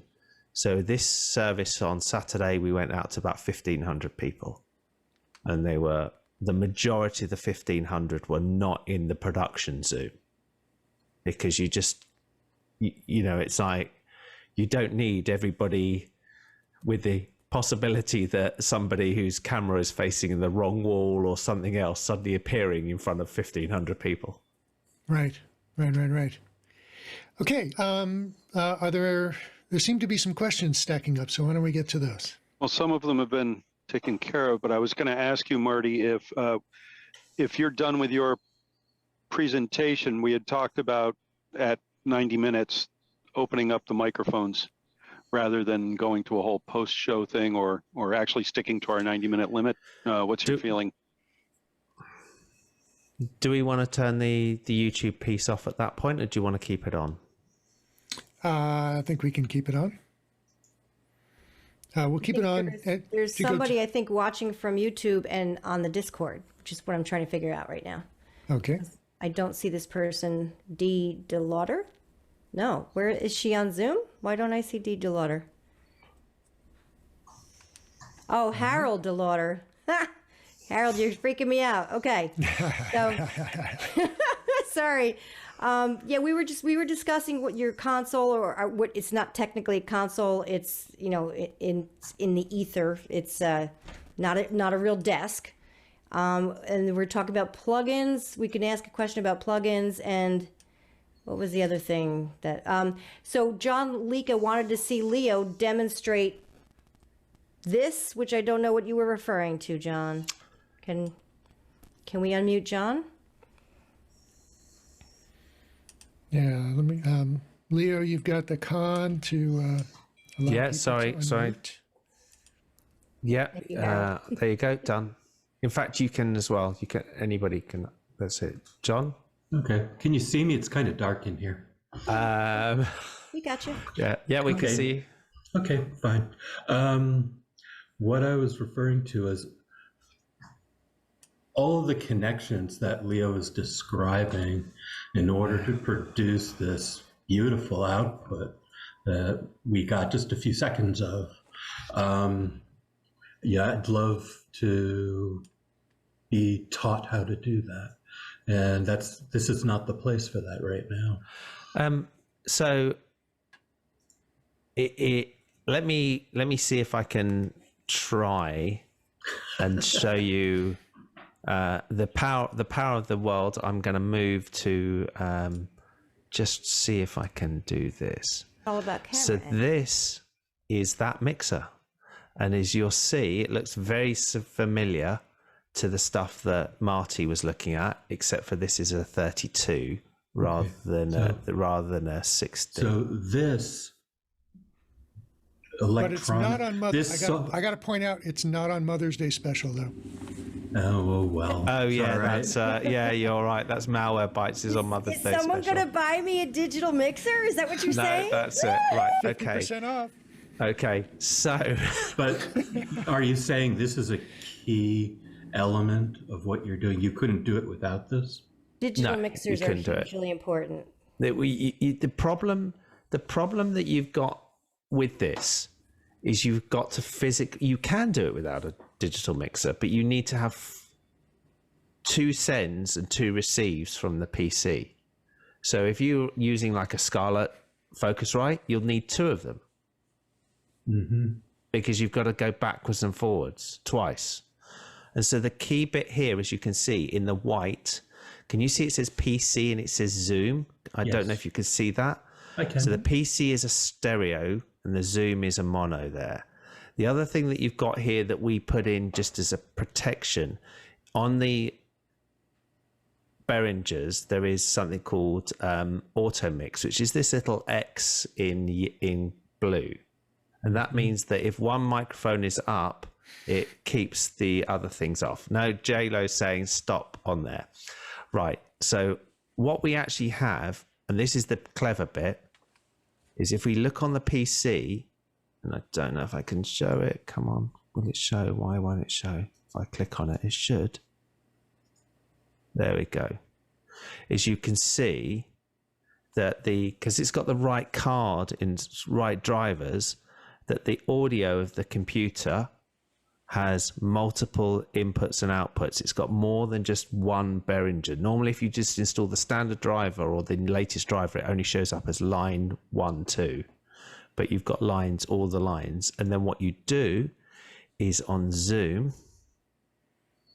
No, I've just opened Zoom, but I don't actually need to actually go into Zoom. Going. Okay, no, I'm going to go into the settings, and you look in the audio. The audio of Zoom is on this one. It's going out, line out 5, 6. Oh, wow. So that's where it's doing it. It's got different channels going in and out. It's a different type of virtual cable. It is actually Effectively. effectively, it gives you the thing like when we talked about banana and all of that. It does all of that. Where it does it is it's down to the driver, the USB driver on the X32. You need the driver 438. It's the earlier version of the driver. It More like supports it. a virtual patch bay than a virtual cable. Thank you, Yeah, Jay. Okay, fair enough. Yeah, because it's sending multiple channels of audio between the computer and the mixer. Yeah. So And the X32 mixer, for example, over its USB connection to the computer is capable of sending 32 channels of audio from the mixer to the computer. So you can record every channel individually. And it's capable of returning audio from the computer back to the mixer 32 times as well. However, not all software will be able to recognize all of those channels, depending on a variety of things like Yeah. For example, I driver and the computer. use Reaper, and with either the USB card or the Dante card, I have both for my mixer. I can do 32 tracks of recording directly to Reaper on my crappy little laptop that's sitting behind me here. And it works like a champ. And I can also return channels for playback, for scratch tracks, that kind of stuff. So it can double as a recording desk. But yeah, it's all to do with the driver. If it's an AISO driver, how do you pronounce it? ASIO. ASIO, thank you, ASIO. But there seems to be a little bit of a bug that the latest version of the driver that comes from Behringer doesn't seem to expose anything rather than just channel 1 and 2 on the PC. Right. But the earlier driver does expose it. Then you can get, but only I think it exposes up to 8. It goes 1, 2, 3, 4, 5, 6, 7, 8 on to the computer. So the computer can actually natively, when you go, you can see it in here. You go down to your sound setting on your computer, which I now can't seem to do again because it's appearing somewhere. But it'll give you the settings. There you go. Lines. So I've got lines 1, 2, 3, 4, 5, 6, 7, 8. Okay, but that's that's what that driver gives you. Yes, it should be working on the latest one, but we found it literally by luck.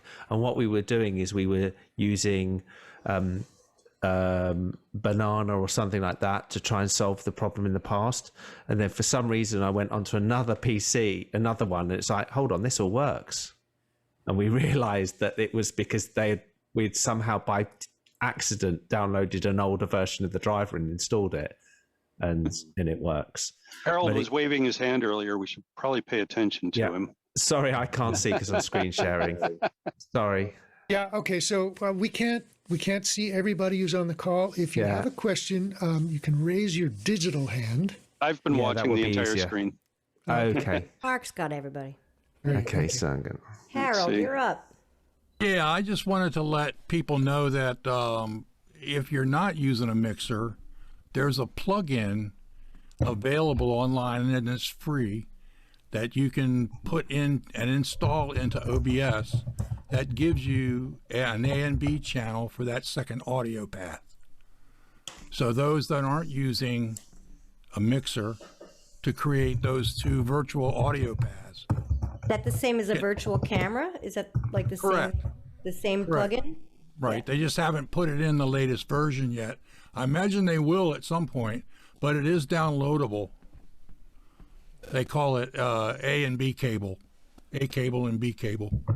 Okay. That's another cable voice beacon. meter. That's a voice meter meter. product. Yeah, that's a voice meter product. Yeah. Yeah. I use Potato and love it. So in the Mac language, are we talking about? Because I use loopback and audio hijack to basically to route things, and it sounds like you're talking about routing things, right? So is it just kind of a different take on the same thing? It is. It is. I think where it comes confusing or not, we started going down exactly the route you've just said there, which is adding this all in the computer. And then we suddenly sat there and looked back and went, hold on, I'm doing all this audio routing on a computer, and I've got a mixer desk here that actually can do this and even gives me physical controls I'm waiting and for my Mother's adjustments. Day mixer. I'm waiting And for it's someone like- to send me that mixer for Mother's Day. I don't And have so, a mixer. so the minute you sit there and you realize, hold on a minute, why don't I just pump everything that I want into the mixer and let me control it on the surface, the single surface that everybody else in the room is expecting. Which would because be a typical thing. So you've got 4 channels or 4 sets that you can get out of the PC. So as we said, although it's going to appear as channels 1 to 8, they're all stereo. You pull out, and then you can set individually on apps. I should have shown it, but it'll take too long to show it. If you go into your audio settings on a PC, you can tell it, you can pin a application to a set of channels. So you can say that Chrome goes to channels 5 and 6, so that anything you play on YouTube on Chrome will appear in 5 and 6, even though the default audio of the computer is still coming out of its speakers, for example. But it does take a little bit of thing. And that's what loopback is. You set. Yeah, absolutely. You set your Absolutely. source. You can Absolutely. set, I can set Audacity as my source. I can set Google Yeah. Chrome as my source. Yeah. And it routes it where it needs to go. Okay. Yep. Yep. We're talking, it's apples to apples here.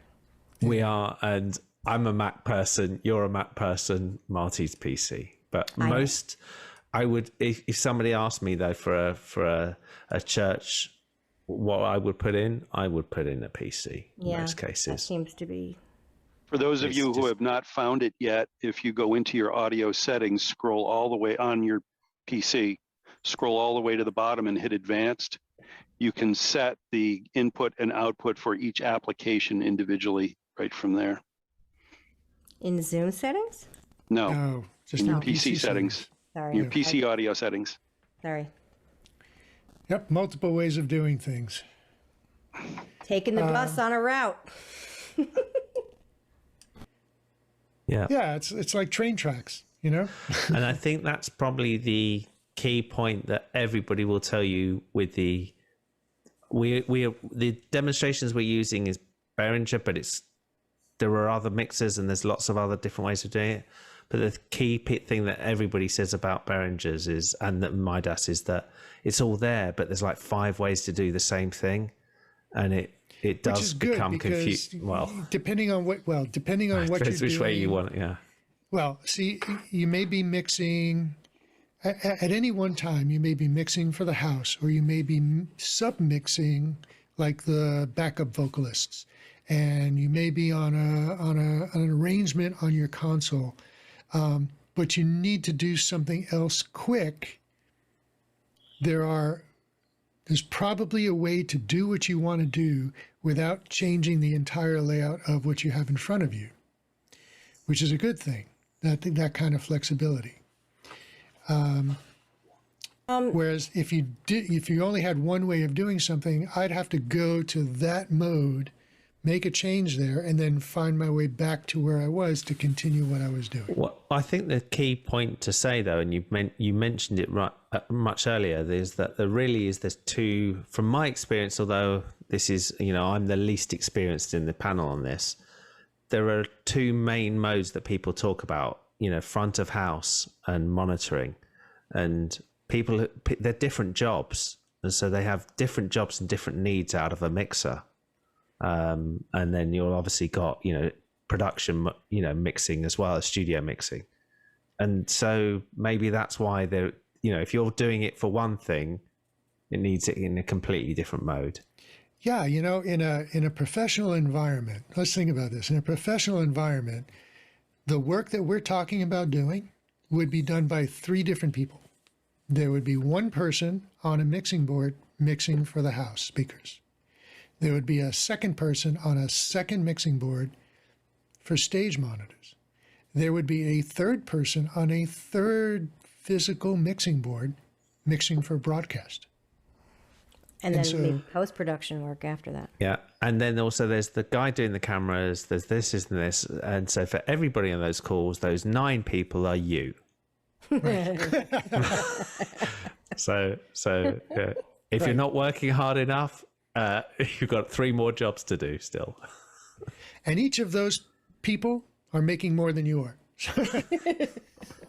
Yeah. And they don't do it every single Sunday and rinse and repeat and rinse and repeat. Right. Any other questions? Any other questions? I just have a quick comment. Oh, somebody raised their hand. I've got Sandy. Yeah. Let's go, Sandy. Go ahead. There you go. Okay. There you go. You can hear me? We can. Okay. How do I put my hand down? We'll do it. Oh, okay. I got it. I am that one person. And we have this weird problem going on. When we download the driver, we have an Allen and Heath QU24, and the next Sunday, there's 3 drivers in there. It says all of the QU24, but none of them are installed. What's happening? Jay, don't you have an Allen and Heath? It's black witchcraft. Wow. It says the drivers are there, but they're not installed. Right. And they were clearly installed the Sunday before. Okay. Although I don't know the Allen and Heath, I can take a guess at where the problem is. This is a USB bus conflict. Yeah, because I have this. So I'll give you a good example of something similar that happens. You install something and you find that if you go into your USB, you'll find it's still there, and you'll see it marked in your device manager. Right. And it'll be marked with not a question mark. It's got another mark. I can't remember what it has because it's broken. Lightning bolt or something. It's a light, yeah, triangle, something. yeah. It's not in there. It's an alert. You may find it could be just moving it to something a completely different USB bus. So if you've got multiple USB buses on it, or that it's sharing it with something else, it may solve the problem. Yeah. If not, just uninstall the whole thing off. First thing I would do is uninstall all those drivers. Right. That's what we do every week. Then restart the computer. Okay. Right.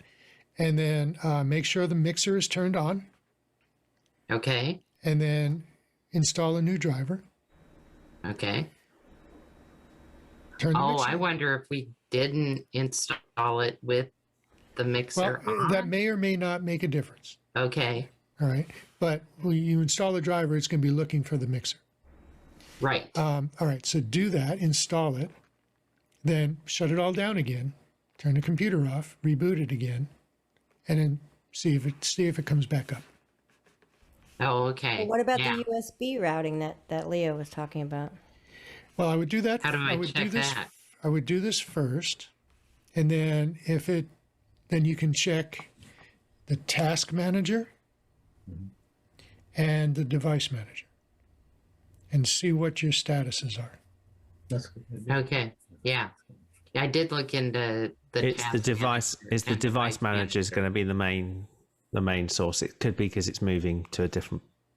Because it'll naturally try and do something. I would try and see which USB slots.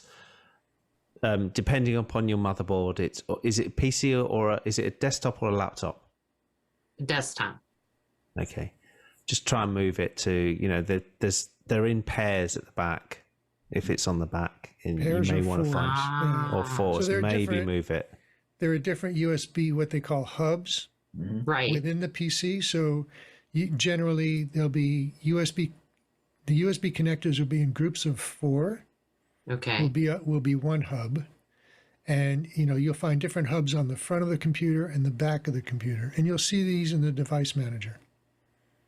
Oh, okay. All Okay. right. So if it's not working on one hub, try connectors there. Just out of on interest, another hub. Sandy, have you got cameras already? No, not yet. So there's no cameras or anything plugged into it like a USB camera. No.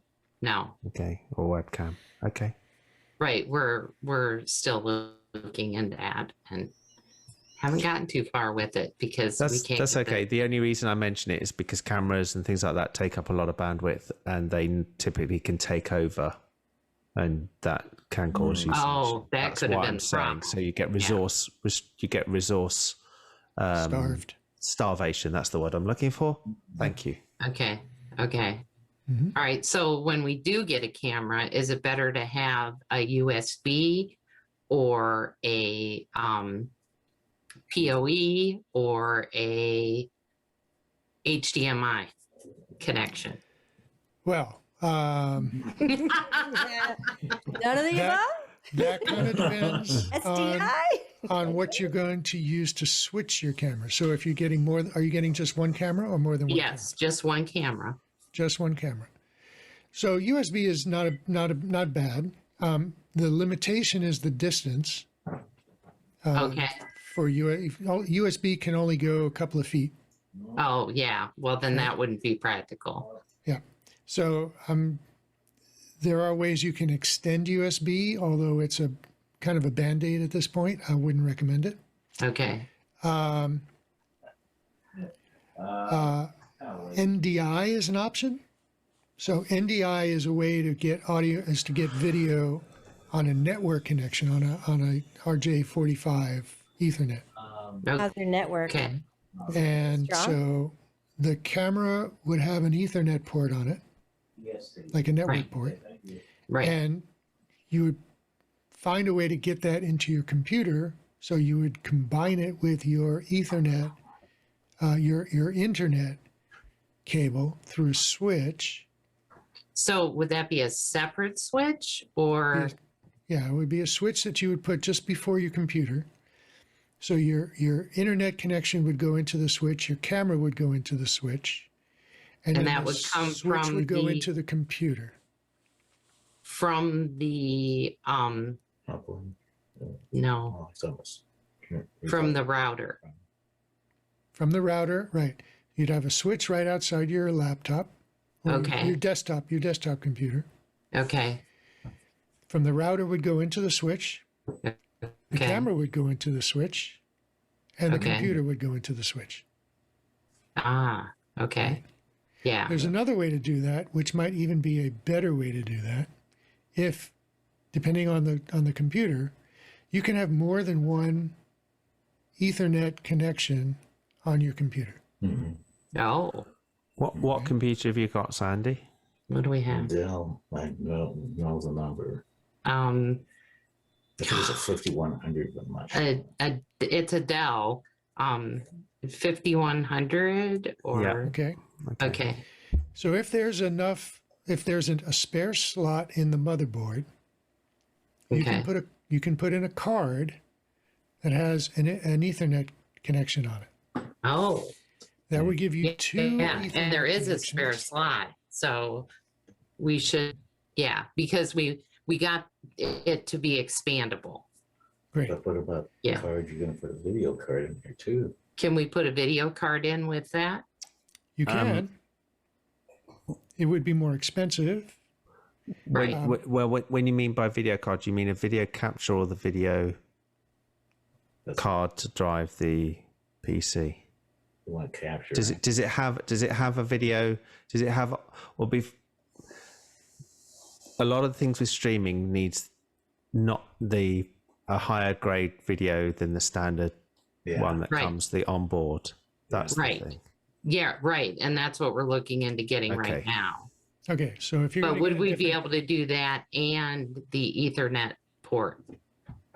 So okay, let me go through it for you. So if you're going to upgrade your video card, your graphics card, Right. the better graphics card actually take up 2 slots on the motherboard. Okay. So in terms of physical space and the number of card slots, the better graphics cards take up 2 slots. Okay. So I don't know what your motherboard looks like or how many slots there are on it. I don't know. You'd have to Yeah, we'll have determine to whether check there's another slot available for an Ethernet card. Okay. You could also, so an Ethernet card would be good if you got a camera that had NDI in it. So Okay. your- Like a bird dog. Like a bird dog. So Okay. your camera would then plug into that second Ethernet port, very clean, you're done. Oh, wow. Okay. Except maybe for power. And if you wanted to use the one cable that included power, you would need to go through a power injector between the camera and the computer. Oh, I didn't know that was possible. Yep, that's possible. It's a PoE injector. Oh, wow. By the way, I want to note that expensive. just 2 weeks ago, Sandy was telling us, I don't know anything about this stuff. I know. You mentioned I NDI told you I camera. was listening. You mentioned NDI camera, and she said, "Oh, like a bird dog." I was like, "Was that Sandy that said that?" Absolutely. My comment before was about the fact that because we have these digital boards at our fingertips, we have the equivalent of those giant consoles that are in recording studios. You have all of that functionality now in a digital desk. So it's a lot to learn, and I think you all should give yourselves a lot of credit. There's a lot to learn in that, for sure. Oh God, yeah. That transition from analog to digital made all of that possible. Those big ass SSL 48 channel boards is what you have in your small little digital console. Plus the equipment and proc rack that sits next to it. Exactly, yeah, exactly. Plus the equipment racks. So give yourselves a hand for sure. Yeah, and the cameras too. I mean, we've got a whole television studio worth of equipment in a bird dog. Yeah, that's something. Cool. Yeah. All right. And then kudos to all of you people for teaching me all of this stuff by me just watching you guys and listening. Well, Watching us argue about the best way to do things. thank you very much. Thank you very much. Anybody else? Step right up. I didn't see anything in the box for questions. All right, we're at 9:04. So let's see. Just checking the Discord here. There's a continual request from somebody who wants a mixer for Mother's Day. But that's, Yeah. I don't know who this person is. We might Keeps need to on coming kick up. them from the chat. You know, that's right. Mother's Day's gone in the UK, so it's too late. we're getting Discord bombed by some JLO. My kids are going to forget, so I think what's, in everything we're doing, this is probably when I have this discussion, this is probably this is the biggest thing about this word hybrid. Everybody can see pictures work. It's either it's on or off. You know, you can see Mark, you can't see Jay. That's it. It's one. It's binary. On audio, it's getting that mix, and getting the mix when it's coming from different places is super confusing. See, now I've always maintained that my specialty in the AV world has always been audio, because it's what I've done since 1970. But I don't understand video. It just baffles me. And I know everyone says, "Oh, well, it's either there or it's not." Well, there's a little more to it than that. And it confuses me. Audio comes second nature. I think. Oh, you muted yourself. Press twice. I think with video, you know it's working because you physically can see it. As somebody said earlier, it was Rob actually, that his wife got caught out of running a whole event and not realizing the audio is not there. Yeah. And it is hard because we've all done it. I did a whole event and it went beautifully. We went to do some post and I realized that I haven't got the audio recorded. And you're like, and you just are sitting there going, how many times? I'll admit there's vagaries to the audio. There's how's the EQ? Was it loud enough? What was the blend? Blah, blah, blah, blah, blah.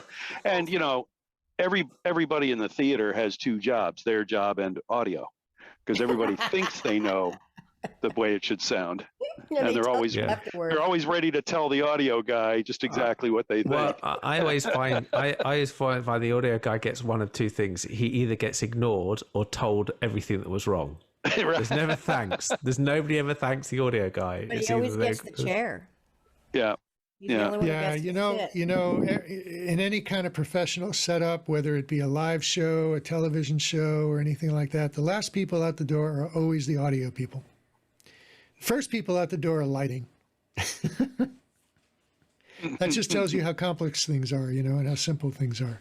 And I wouldn't say that video is simple at all. First of all, there's color, and there's 4 different ways to connect everything, right? So there's nothing simple about video. It's not just on or off. Oh, I said lighting was the first out the door, not video. but yeah, no, video. Actually, the band gear goes out. The band gear goes out first. It's got to get cleared so the lighting can come down to the stage. But the audio is always the last. Yeah. Sparkies are always in the way. This has been fabulous. So we've got lots of ideas for upcoming shows for the next few weeks. Going through today, I'm thinking that there's some time that we could spend on routing issues, how to set up mixers, how to look and see how a mixer is set up if somebody else set it up for you. Because every once in a while you may want to do something different, and boy, it is not necessarily intuitive. Tailgating on that topic, Leo spoke to me earlier, and the idea of doing one of these sessions on what a digital, whether an audio DSP does, and how it can simplify and make your setup more flexible. One of the common uses of an audio DSP is a 2-mode setup where you have a simple mode and a performance mode, commonly found in theaters. Not professional theaters, I'm talking about middle schools, high schools, things like that, where in simple mode, the DSP says, I'm going to take any microphone you plug in and I'm going to put it out of the speakers, and everything's going to just plain work for you. It'll have an automatic gain control. It'll take care of everything for doing really simple stuff. And in a lot of houses of worship, a simple mode is really handy if you just want the wireless mic to work and the pulpit to work and maybe a pickup on the piano or something like that, and that's it. That it's going to be an in-house only, don't touch anything. Performance mode says, yeah, don't do that. We're going to control everything from this beautiful digital mixer that we have sitting here, and we're going to take control using this. And the DSP can help do that kind of work, especially a DSP that has like a Walmart controller to just do simple things like raise and lower a few volumes. So at some point we'll talk about, if you have the budget for it, how a DSP might be very handy to have operating in your church. I know Jay's got one running in his, but I think you do mostly front of house management with that, Jay. Actually, I've got two. I've got Yeah. one that's dedicated to, speaker management, and then remote control of. I've got wireless microphones going into it, stage microphones going into it. So the DSP functions as multiple things. It's speaker processor, it's auto mixer for wireless and wired mics, and it's the routing switcher between manual and automatic mode. So all that happens in one box. And then I got a separate box that I've been using for USB audio. But that sounds like a whole show. That could be a whole show, right? It's a whole livelihood. Covering how it works, the programming functionality. Yeah, it could be, sure. But I don't know. Actually, to tell you the truth, I don't know that it would take a whole show. Because not to show what it does. Because what it does is it's managing subsystems. So kind of like where a digital console is a duplication of faders, the DSP could be programmed in a way that you're just seeing a lot of duplication of effort and how it routes. Looks like Deborah has her hand up. Deborah has a question. She should be able to unmute. Go Deborah, ahead. I've been reading some of your chat messages. Very interesting. She knows what she's doing too. She does know what she's doing. Yeah. I had some good training on sound, but only on the big analog board. So the digital thing is kind of making my head explode. But we're working with an integrator, and we have this great digital console that nobody's trained on yet. And one of the reasons we picked it was he said we could set it up so that when it gets turned on, it's in this simple mode where people can run faders for a few mics, but they can't hurt anything. They can't reset anything. What console? It's the Allen and Heath QU32. Okay. And so there'll be a password we can enter to get into the mode where we can do more complicated stuff. I'm interested in the DSP idea because that may come in handy in our other venue where we have a different mixer. Yeah. Yeah. Yeah, DSPs can be used for a variety of things. They're actually, when you get one, it's a blank slate. It doesn't do anything. You have to tell it exactly what you want it to do, and you can have it do almost anything you want it to do. And oh my God, is it fun? And it's fun. It's like... That's what you do, Mark. Well, yeah, it is what I do, so it's fun for me. Right? So they can be used for input management, for output management. They are always, a loudspeaker manager, which combines equalization to tune the loudspeakers for the room so that you get a flat frequency response, to safety limiting so that you can't blow up a driver very easily, to just all kinds of things that happen with a loudspeaker, is all DSP. What does DSP stand for here? Digital signal processor. Of course. Okay. Right. In conference rooms and in ballrooms and in larger spaces where you may have multiple rooms that can be combined together or separated, like hotel ballrooms and meeting rooms and such, those are all run by DSP. So when you open one of those flexible walls, there are sensors in the wall. The DSP recognizes that and combines the two rooms into one sound system. There's all kinds of things you can do with DSP. It is a fascinating topic. In a church, a typical application is to bypass the console altogether and enable a certain group of microphones to be utilized with automatic gain control, as Mark was saying. And this way you don't need an audio operator at all. It does all of it just automatically.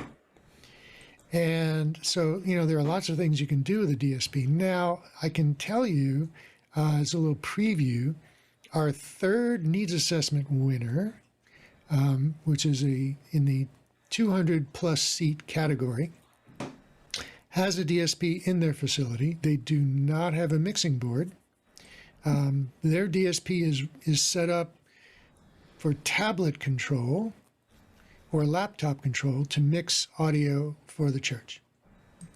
Now, they're not set up for streaming, and so we're going to take a look at how that DSP could be used and whether it's appropriate to be used to do all of the things that we've been talking about today for mixing in the house and for streaming. So there's a little preview of, an example of a room that has DSP, and we're going to take a good look at it. And maybe it'll stay, but maybe it'll be doing something different than it is today. See if I can. I'm going to see if I can actually make this work. We see YouTube right now. What's that? We're seeing YouTube. Oh, I don't want YouTube. Sorry. I'll get it. I'll find it. I will find this. That's twice now I've tried to share this screen. You're going to try it again. Yep, we're running out of time, so yeah. There we go. This is the guts of a DSP. When this was started, it was a blank page. I had to draw all these lines and put all these blocks on there. But these blocks just represent inputs, outputs, equalizers, mixers, Dante inputs, big matrices for connecting everything to the right places. And this is an 8-way divide combined space with 12 shareable and routable wireless microphones. Wow. This is a big fish. Program material from all 8 rooms, 4 video conference codecs that can be selected by each room. Audio conferencing phone lines that can be selected from each room. And, on the other side of it is all the gazoutas. Here's all the outputs to the various speakers. Routing lines, they have routing for recording, video cameras, things like that. And it actually spreads across several. This is the whole thing for going to a routing matrix. And here's the logic for the wall sensors that Marty was talking about. There's wall sensors on all of these walls. And based on which wall does what, the logic that's firing here in this logic tree goes back to the main page here and fires all of these room combiners, telling them which rooms to stick together. So it's really cool stuff. This is a very complicated version of it. I'm building one that's much smaller for my church, and I'll be showing what it is I'm programming for my church, because that'll probably look a lot like what you would do. And so what Mark is showing you here is the engineering view, the design view of this DSP. What he would provide to people who are operating this system is a much, much, much simpler user interface that is custom designed to be very simple to operate. So all of that stuff that he just showed you, all that complexity, and it is very complex, all comes down to a couple of buttons and a couple of sliders on a touch panel that operates the whole thing. It's like really, really simple. And that's the beauty of DSP. Yep. Marty, are we hanging on the line after we go off YouTube by any chance? Yeah, I'm gonna shut down the YouTube now. So do you want me to shut down the YouTube? I just wanted to say thank you for coming, everybody. Thank you for joining us. We'll see you next Thursday. We're going to be presenting the results of our needs assessment to the Georgia congregation that we did an interview with them a couple of weeks ago. We're continuing to have some talks with them. We're going to be finalizing our recommendations and presenting that to them coming up in a couple of weeks. And after that, who knows? Let us know what you would like to hear from us. And if we don't hear from you, we'll pick something. All right. Have a good night, everybody. Thank you very much.